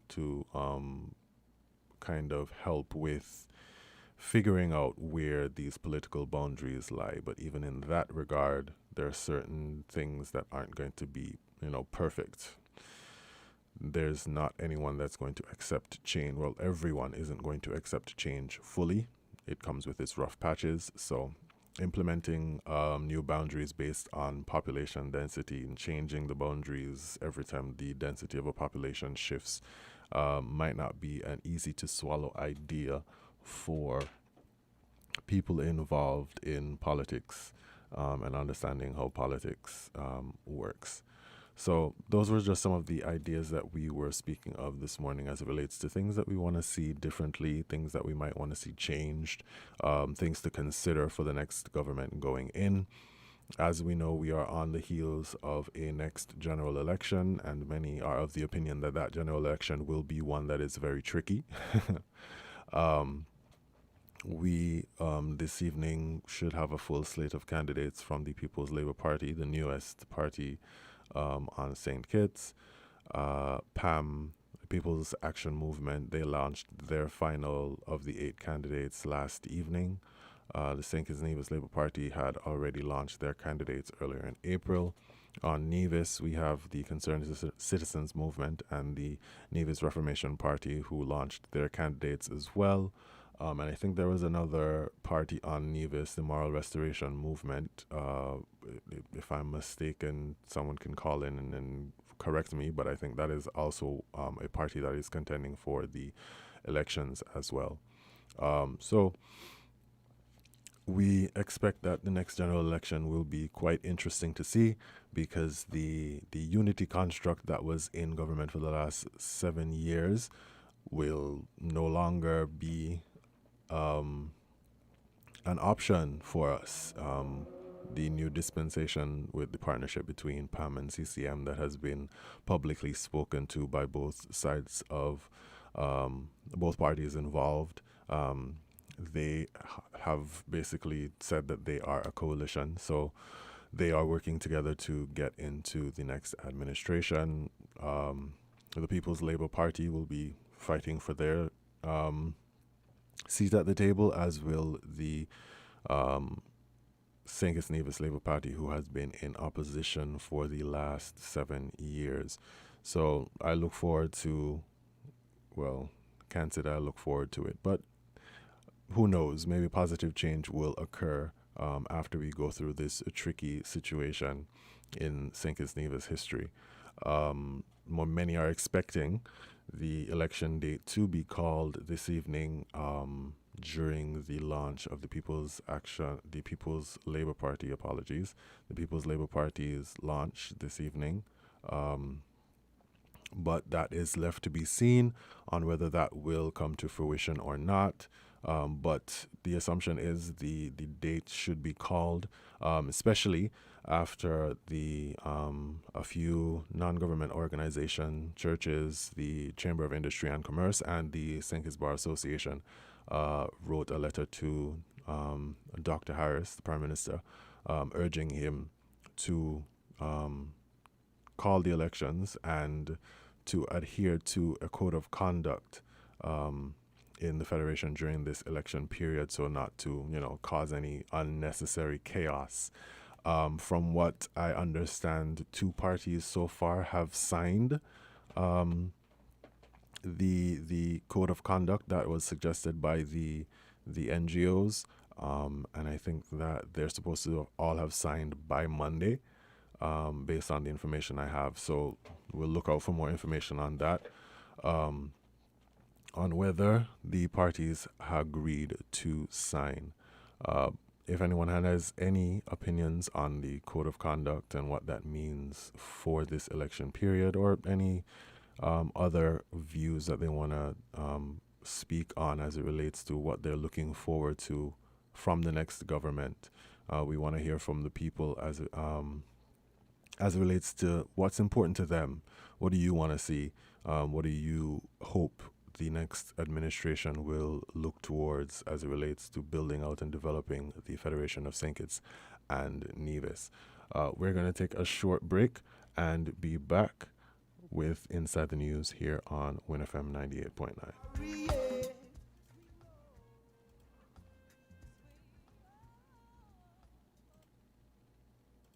Nature has its natural course, and there's nothing we can do about that, right?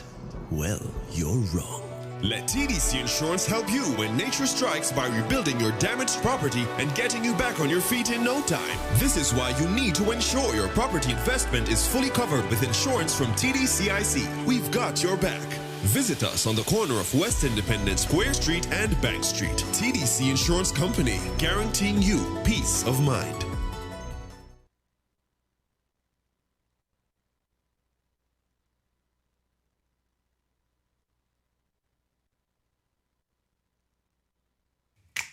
Maybe it's the way the brilliant gold liquid reflects our sunshine, or how the bright blue of its label mirrors the clear Caribbean skies overhead.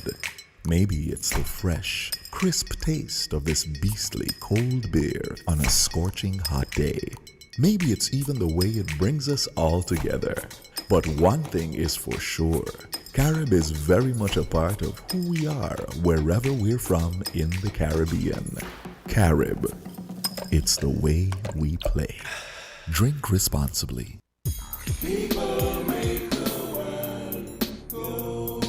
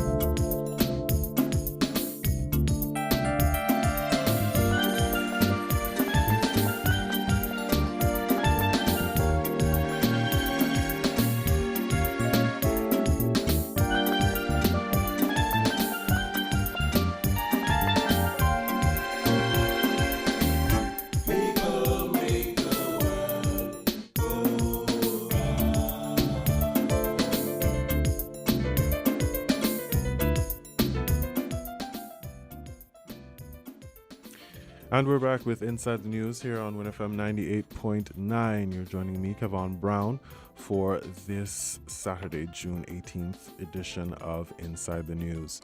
Welcome back.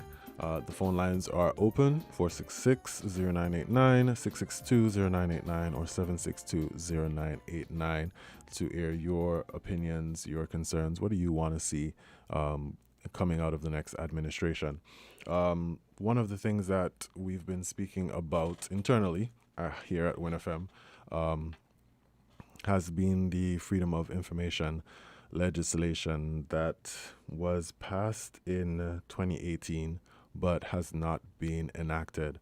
I think that has been a touchy subject for some in the past as it relates to transparency and good governance and all that. Allowing the public to ask questions, allowing the public certain information that is in the hands of public bodies and statutory bodies that affect how the public is operating, affects the public politically, economically, socially. That has been a serious issue. And I think right now the newly reinstated St. Kitts Media Association, they are on the ball and trying to tackle that topic at the moment. But it's still in a kind of a build-out phase or a consultation phase, essentially, to try and get it enacted and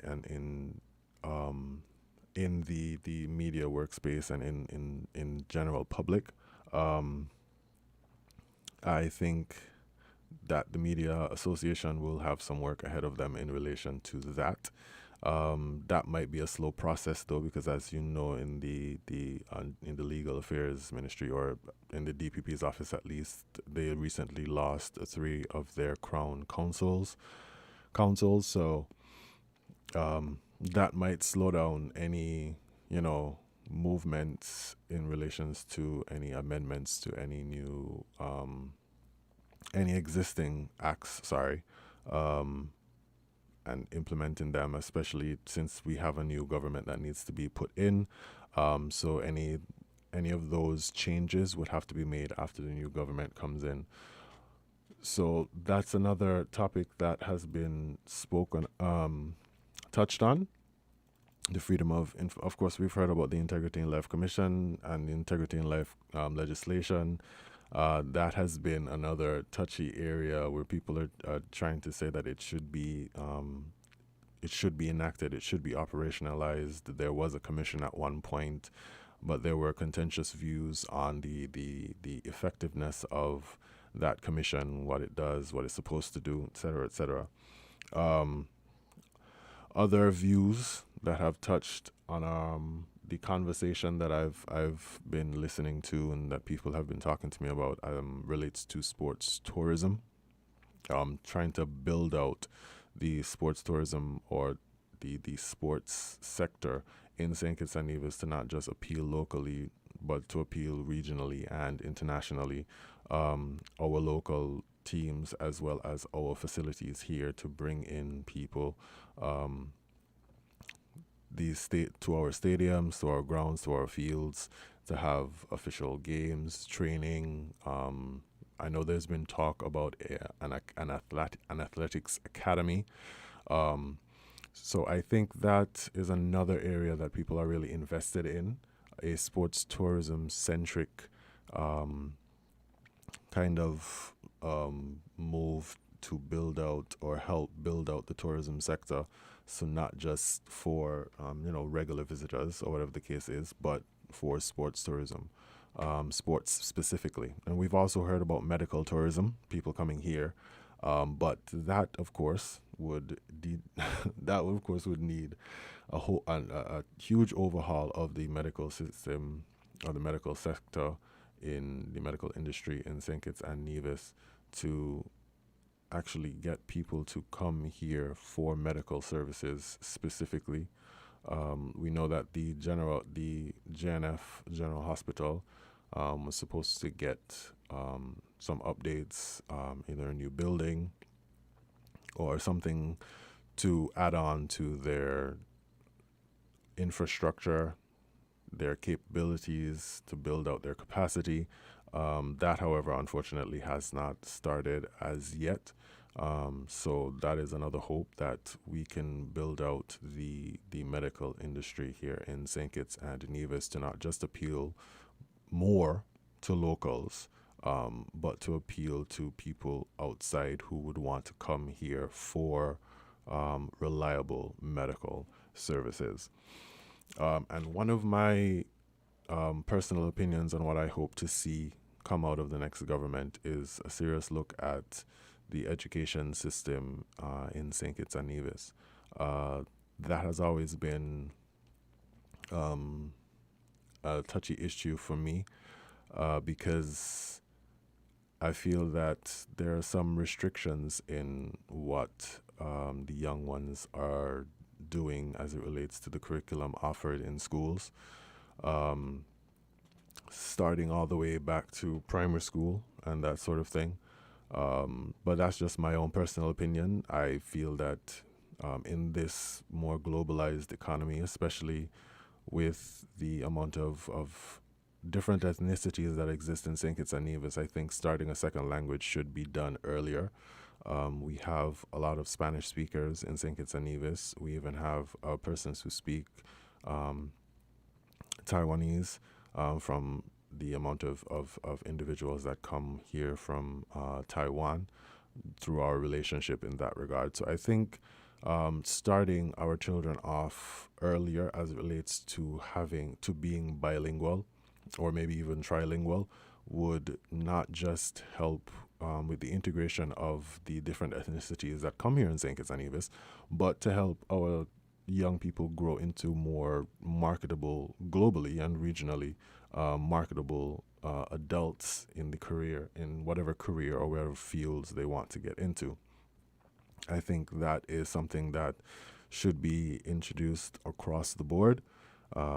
I understand that that would take a serious shift, paradigm shift, to steal one of the words of the previous caller, a paradigm shift in the education system to figure out how we are teaching our children and what we specifically want them to get out of an education. Because it's all good and well for them to know the facts, know dates from history and the importance of those dates, but it's more important to help them figure out how do we specifically apply the information from the past to what we want or what we hope to achieve in the future. It's important to learn the past, to know about the past, yes, but it's important to learn and implement what lessons have been learned from the past in our daily lives.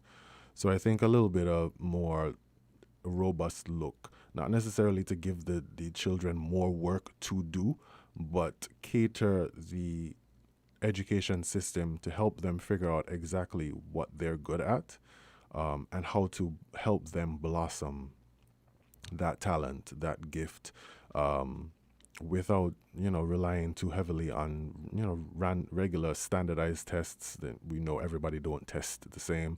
Everybody doesn't test well. People don't retain the same amount of information in the same way. So figuring out how we navigate how children learn and adapting the education system to how those children learn so that we can get the most out of those brilliant little minds. Because believe it or not, a lot of the times the younger ones understand certain aspects of the world that we as older adults don't, because they have grown up in a different, I don't want to say a different time, but in a different environment where we understand things before it was now, but they have only known what is now. And so they live in the now and they understand certain things. So while we might have the perspective of how it was back then, they have the perspective of how it was just here right now. So we have to meet them where they are, not necessarily expect them to meet us where we have been, considering they have never experienced it before. So those are just some of the things that I think need to be touched on a little bit in relation to what needs to be built out policy-wise when the next administration comes in. If there's anyone that has anything to add, the numbers to call 466-0989, 662-0989, and 762-0989 on what do you hope to gain from the next administration. What are you looking forward to? What do you think is a contentious issue that you have always thought should be addressed, needed to be addressed, but just has not been addressed? But before we head to the phone lines, we're going to take a quick break, and we shall be right back with Inside the News here on WINNFM 98.9. Stay tuned.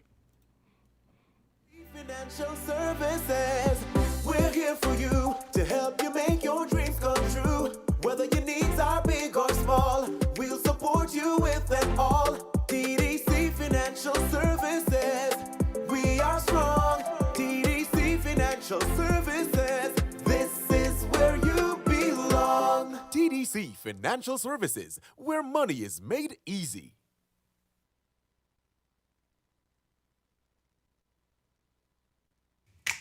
Maybe it's the way the brilliant gold liquid reflects or sunshine, or how the bright blue of its label mirrors the clear Caribbean skies overhead. Maybe it's the fresh, crisp taste of this beastly cold beer on a scorching hot day. Maybe it's even the way it brings us all together.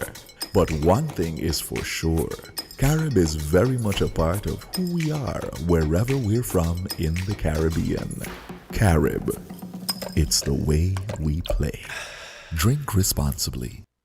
People make the world go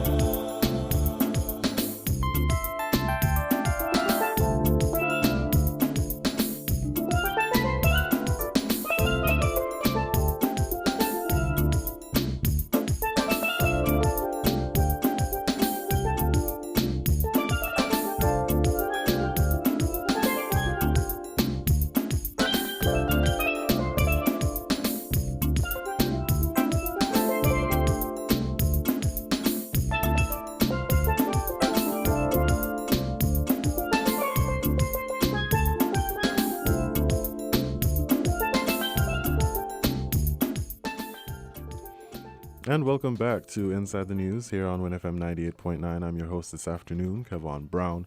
And before the break, we were talking about just some of the things that have been talked about, that I've heard, that I've been in discussion with, and that I myself am interested in seeing, what can we expect, or what we hope to expect out of the new administration in whatever iteration it comes, based on the next general elections expected very, very, very, very shortly.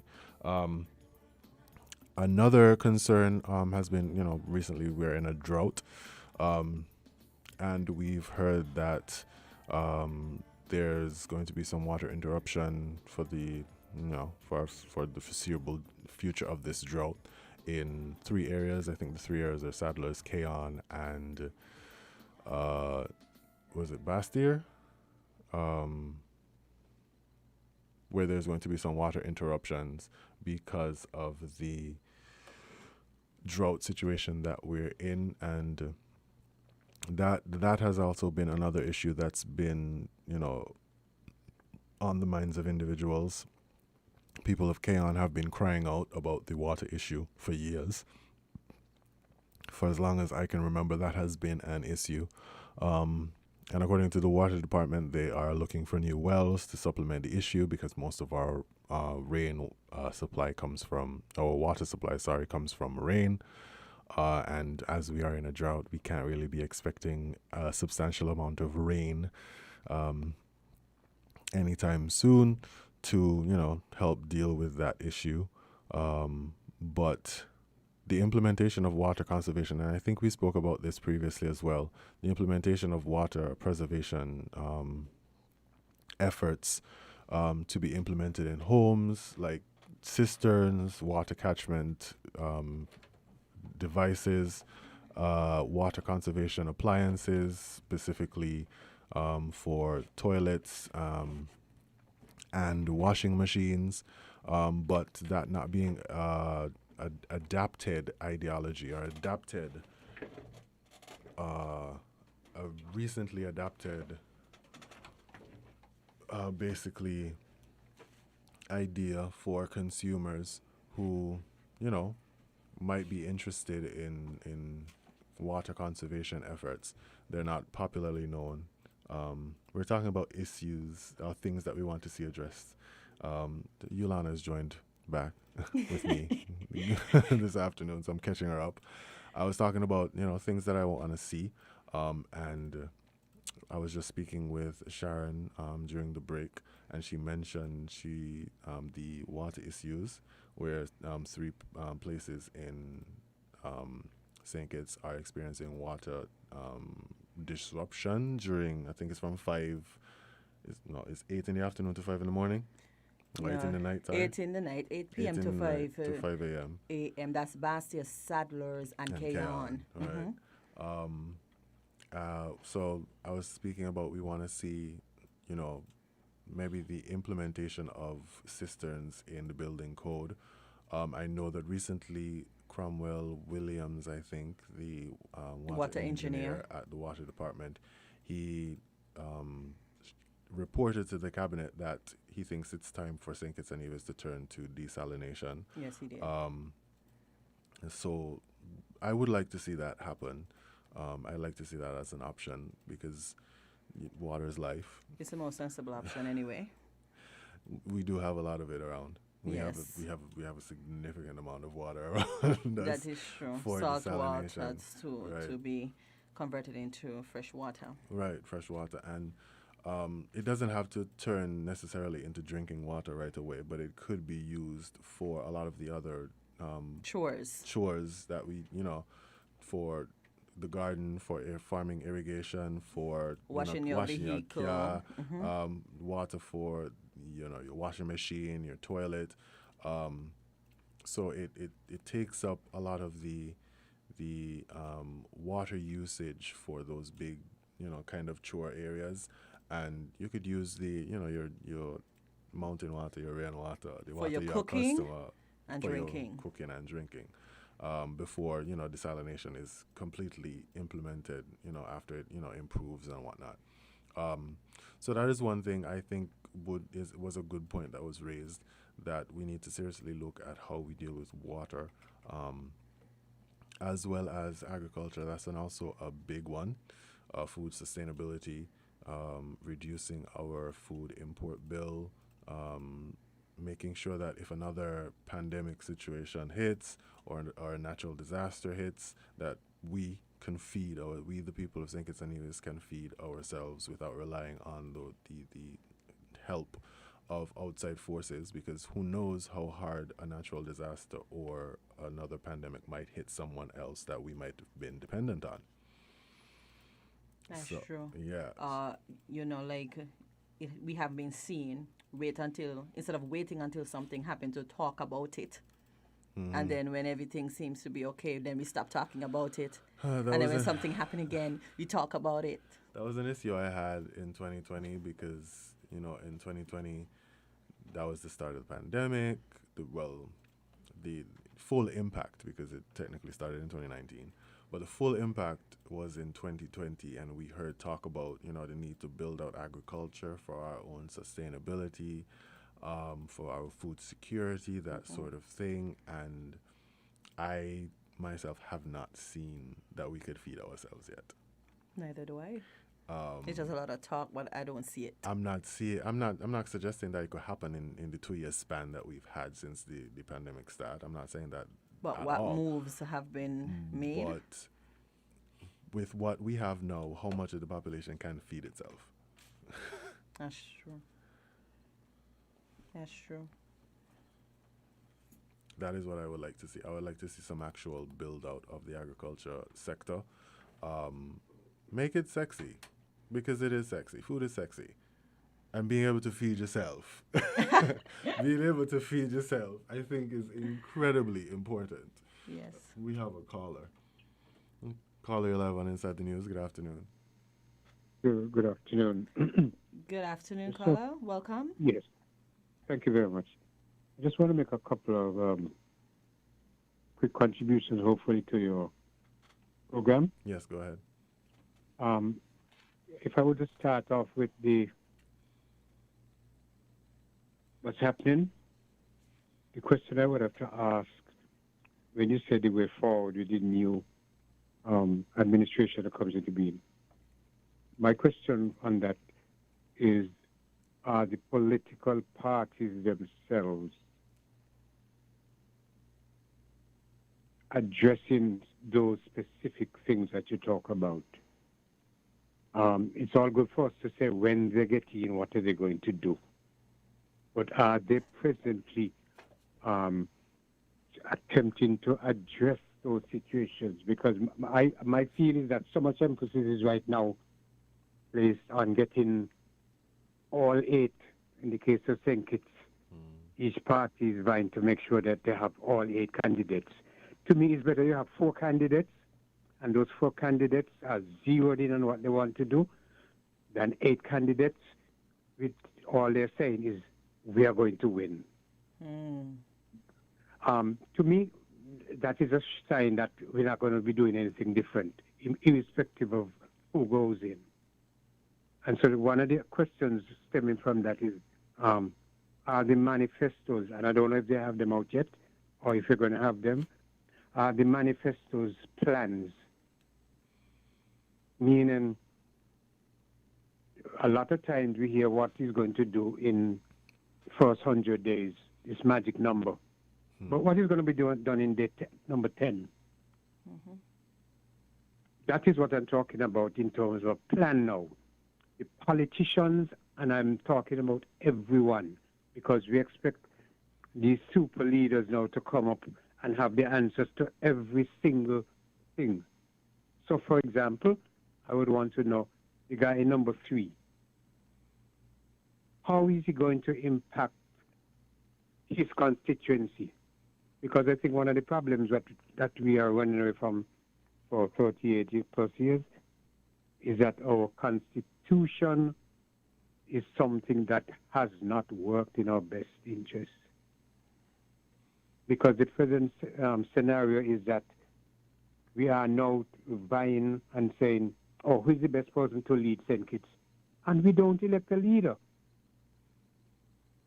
So a party could end up throwing up somebody to lead the country who nobody was really interested in to start with, because nobody voted for him. So I'm saying we have to start revamping the whole thing. And those questions got to be posed by you guys in the media, not for the general public. So you don't ask just the leader to say, well, what are you going to do now? He has to come up with specific timelines so that in his first month, you guys could come back and pull that plan, that manifesto, and say, look, you said this is what was going to happen. I don't want any excuses now. Caller? And I'm saying, hi. I'm just trying to clarify something you said earlier. Yes. Did you say those are questions that need to be asked by us in the media and not the general public? Because the media attend those what do you call it, sessions when you're invited.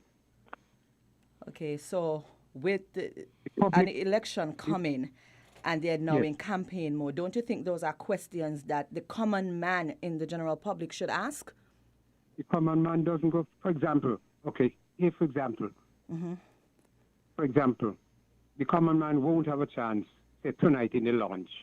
Isn't that so? Oh, they come to the doorsteps, don't they? The candidates come to your doorstep?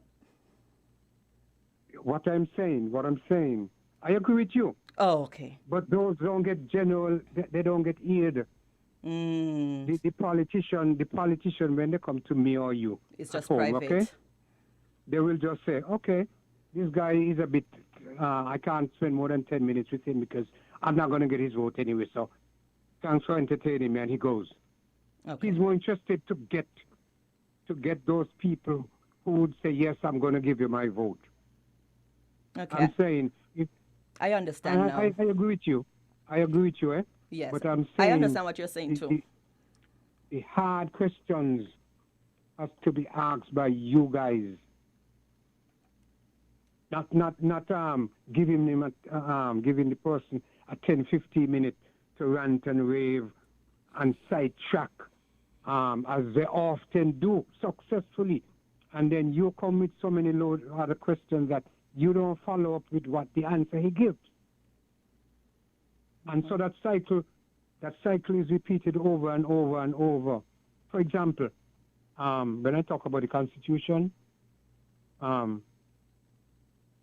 most guys talk about, for example, that they are successful as a minister. But nobody voted for them as a minister. We voted for them as a constituency rep. Those are two different things. And majority of our politicians, I don't care what they tell me. How many of them say, for example, did anything about management or political science to understand what's going on? How many of them can quote any part of the our Constitution? They don't. And so I think we need a whole society approach rather than giving the politicians this kind of carte blanche. A couple of quick things, other quick ones. The water. Why are we talking about drilling for water until now? Why? We have some of the better qualified engineers, water engineers, for example. Prior to 2015, when there was a whole discussion about the water table and the Bastia area and stuff like that, why weren't we doubling down during those times and talking about, okay, fine, we might lose something there, can we do something else? Because to me, a desalination plant, that's a whole big capital project. You're talking about technical people involved in maintaining these things. Do we have those people? Or is some other company going to come in now and benefit as a result of those things? Because the companies are there waiting. Just like how they do with the solar energy. Why are we saying solar energy so much when we live in the sunshine? Sorry, why are we talking about this solar energy when we have wind as well? You understand what I'm saying? And these are good suggestions, but the fundamental thing is that we have a problem, although all these things are now conspiring against us because we don't even know who we are. And that is why for years, the tragedy for us is that, and I know I'm going all over the place, but the thing is that our politicians right now, every single one of them came under the system that was handed down. And we thought they were going to be better. But where are we today? So, I mean, those are a couple of little things. And I want to say the problem of water has also been exacerbated by ourselves. Mm-hmm. Because after independence, when all the administrations, quite rightly, went in this housing revolution, okay? Nobody was talking about water. Nobody saw the need to do what they were saying we need to do now. Okay? And so we brought this on our own. But there's always a plan B. Why aren't we saying to the planning unit, when you build a house of a certain size, you must put a cistern or some sort of reservoir? The governments who are the major builders, why aren't they putting down reservoirs in those housing projects to minimize the impact of the water situation? These are the things that they need to be posed to the politicians. How many? We have what? 3 parties in St. Kitts? 3 8 is 24? 36, whatever number of individuals. Plus another how much in Nevis? Ask each one of them, what are their plans? Okay, thank you, caller. Thank you for your contribution to Inside the News. Sorry to be so wearisome to you guys. No, it was okay. It was a great contribution. Thank you so much. Okay. Okay. Right. All right. Welcome. Okay, we lost that caller. So, any thoughts on what the last caller... Well, we've been hearing a lot about asking the politicians hard questions. Good afternoon, you're on Inside the News. Good afternoon. Good afternoon. Yes, good afternoon to everyone. Greetings in Jesus' name, the only Savior of sinners from their sins and from hell, and the second person of the eternal Trinity. Now, I would like to say, first of all, when it comes to solar energy and wind energy, those green energy things, they are very inferior to the traditional sources of energy that we use, like fossil fuel and that sort of stuff. They are less expensive than the solar and wind energies, and they are far more reliable, and they take up less area. For solar energy and wind energy, they take up lots of land, ton-load of land. And like I said, they are more expensive and are less reliable compared to the traditional sources of energy like fossil fuel and so on. And so therefore, countries, especially like in Europe, and so that have turned more and more to them, people have seen the electric bills and so on risen dramatically. And it has caused more hardships on the economies and that sort of stuff, and have made life a lot harder for people. But above all else, what I would like to say is that we have a wrong view of government. The Bible has the only correct view of government, and when we don't do things the Bible way, things will continually go wrong, and things will continually go down the road of destruction and ruin for us all, because we are doing things according to, we are doing things that are contrary to the Bible. For example, the Bible tells in Romans 13 that the government is to punish evildoers and praise those who do good, and pick up the taxes to continually attend unto those matters. And the Bible also tells us don't go beyond what the scripture says. So when we got government doing all kind of stuff, it goes against the Bible. And therefore things will not go as how we want them, because God will not allow things to go in a good and beneficial way for us. In the end, it would go in a destructive way for us. And people should realize what government do, or what government does. There's a cost to it. And everything, and the more government does, is the bigger the cost is to the taxpayer.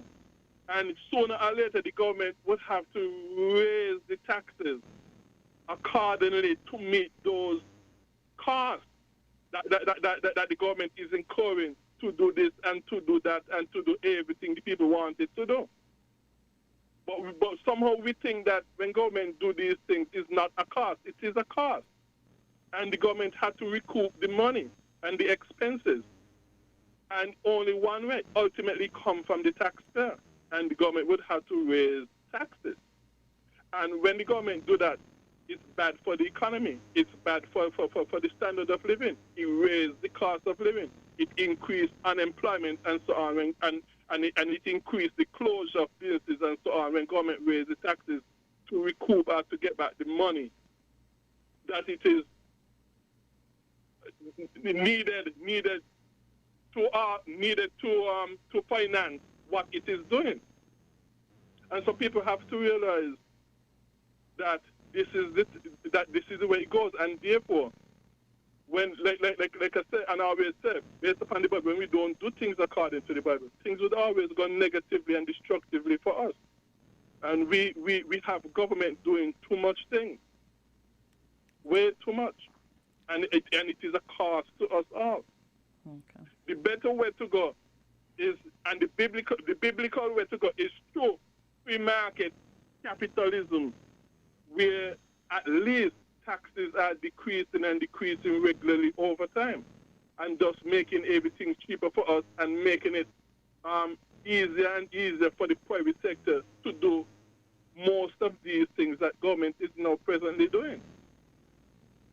Because the private sector can do things a whole lot cheaper and a whole lot more effective and efficient than government. Doing these things like running schools, health, and that sort of stuff, even roads and that sort of stuff. I have one question for you. Do you vote? If I do vote? Yes. No. Okay. Thank you so much for your contribution, sir. We have another caller. Thank you. Good afternoon, caller. You're live on Inside the News. Good afternoon. I think one of the main things that whatever government gets into power after the election, they are going to have to deal with the complex constitutional, electoral, and governance issues.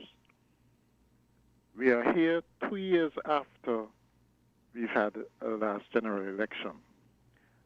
We are a developing country still. We are not Israel or Italy that are developed and can have these political upheavals every few months or every few years. We need to settle down with building a resilient economy and looking at the future. We can't do that if we are in political and campaign mode for practically the whole 5-year term.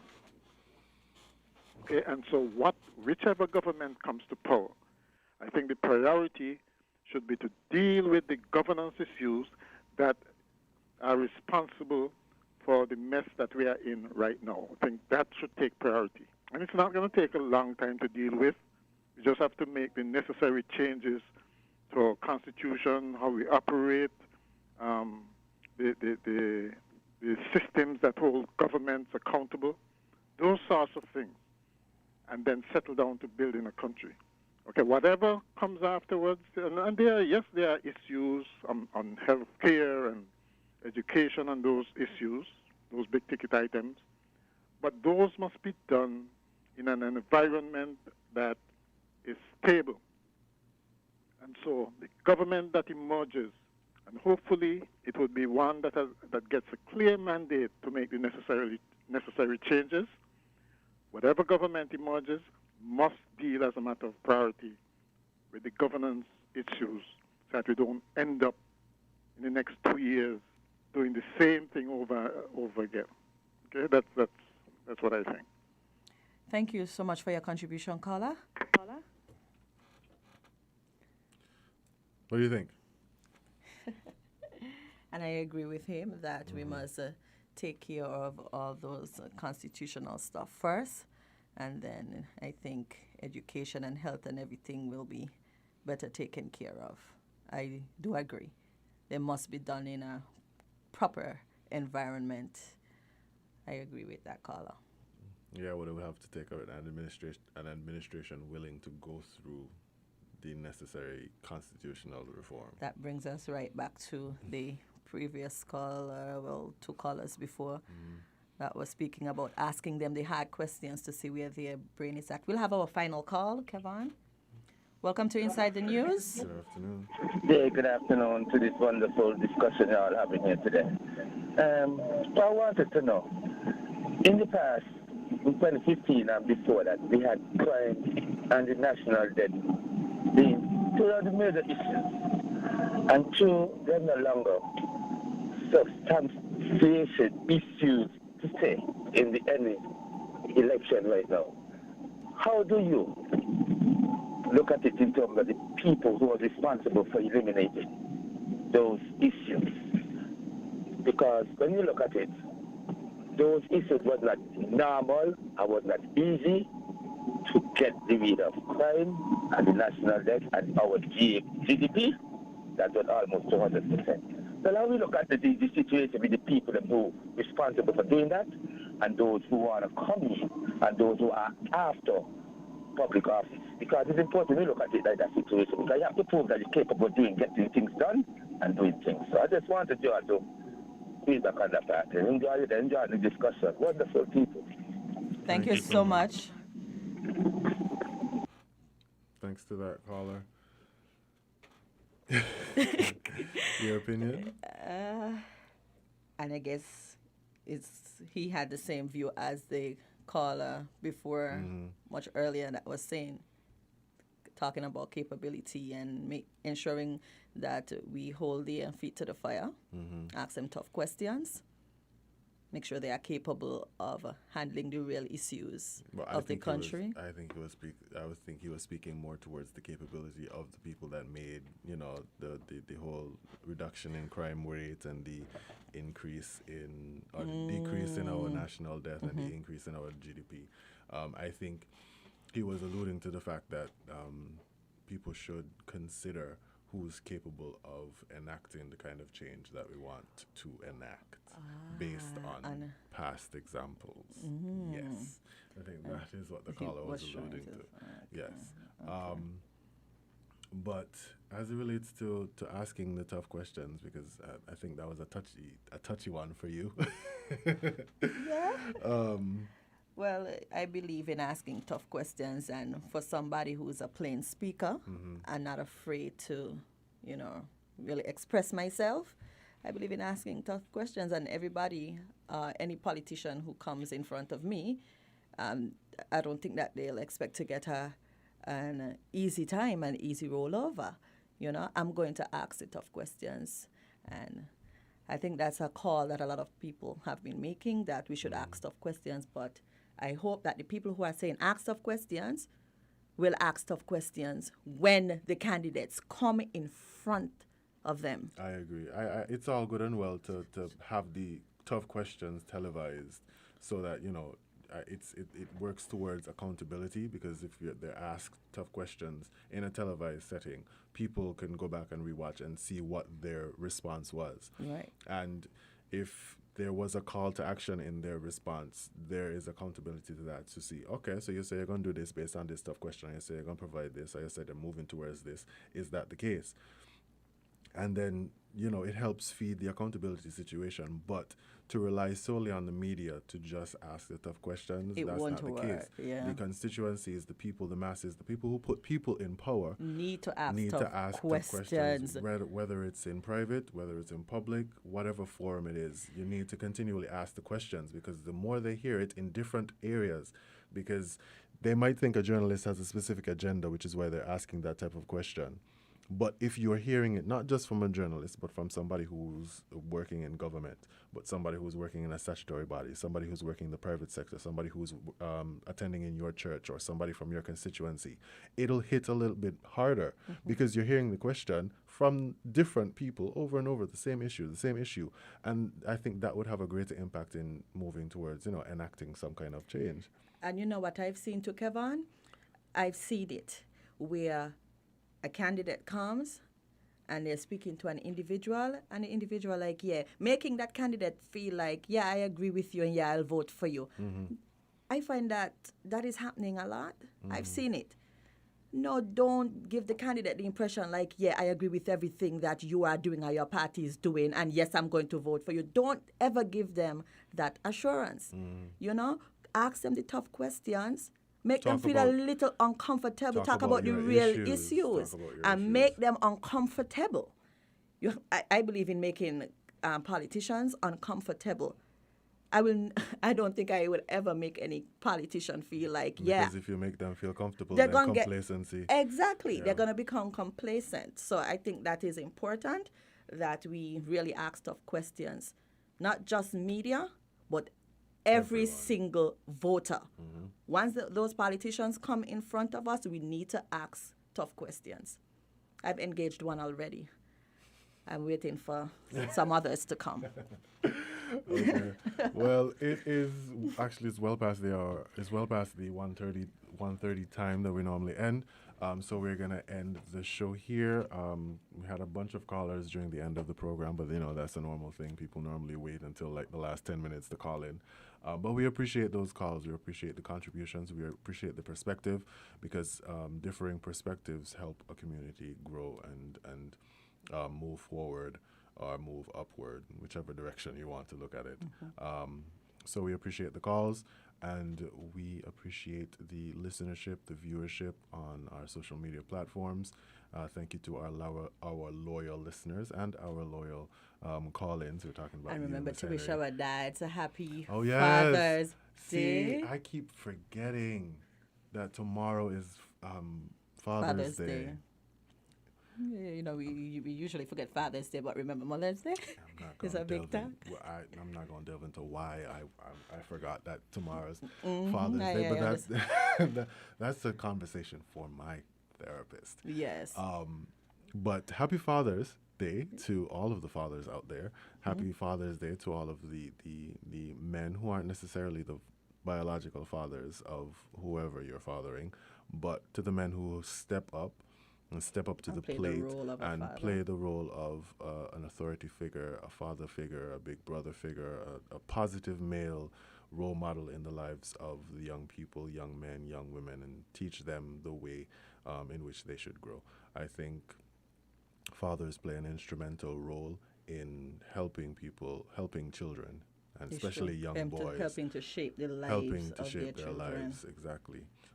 So happy Father's Day greetings. And we need to encourage the fathers who are not doing a very good job to step up the game, pull up your socks a little bit. I hate to see fathers out there buying maintenance court. Just to pay a little.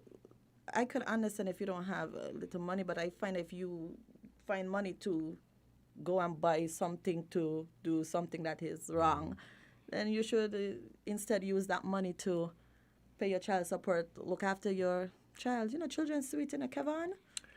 Yeah, I know. Man, ready for none yet, though. They're sweet. I love my nephew. I absolutely adore my nephew and my niece. Kudos to my sisters. Y'all doing well, carrying on the line and whatnot. But dying for me right now. I love children. Love them. They're adorable. Some of them are brilliant, too. When you hear them speak and the ideas that they have, time. Brilliant. You can get any time. Dying in the work for me right now. Not right now. No, not right now. One day. You have time. But yes, and a warning to the would-be fathers or the want-to-be fathers, please note that you shouldn't mess with the charette. Just because you want a child doesn't mean you should have a child. If you want a child, you should be able to afford the child.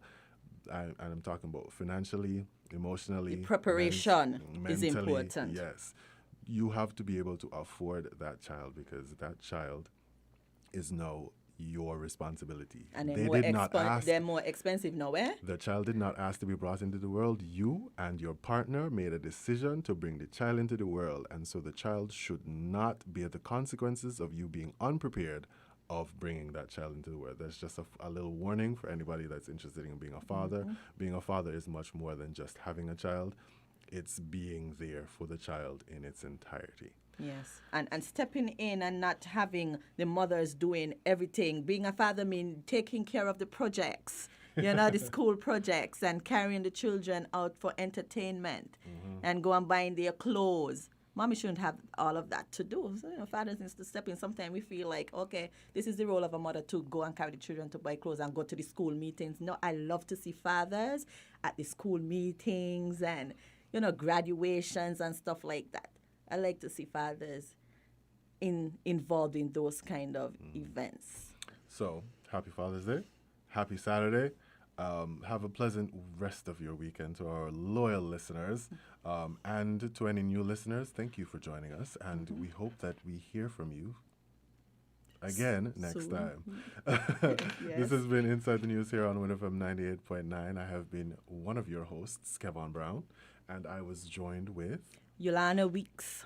Okay, and stay tuned to WINNFM for our regular programming. Tomorrow we will have the bench meeting with Kenneth Bob, Hia Hina, with Alonzo Alexander and Atiba Byron.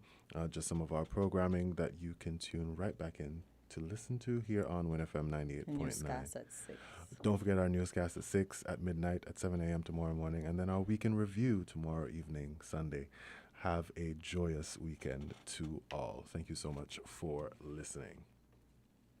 WINN is 98.9. 98.9 is Win FM.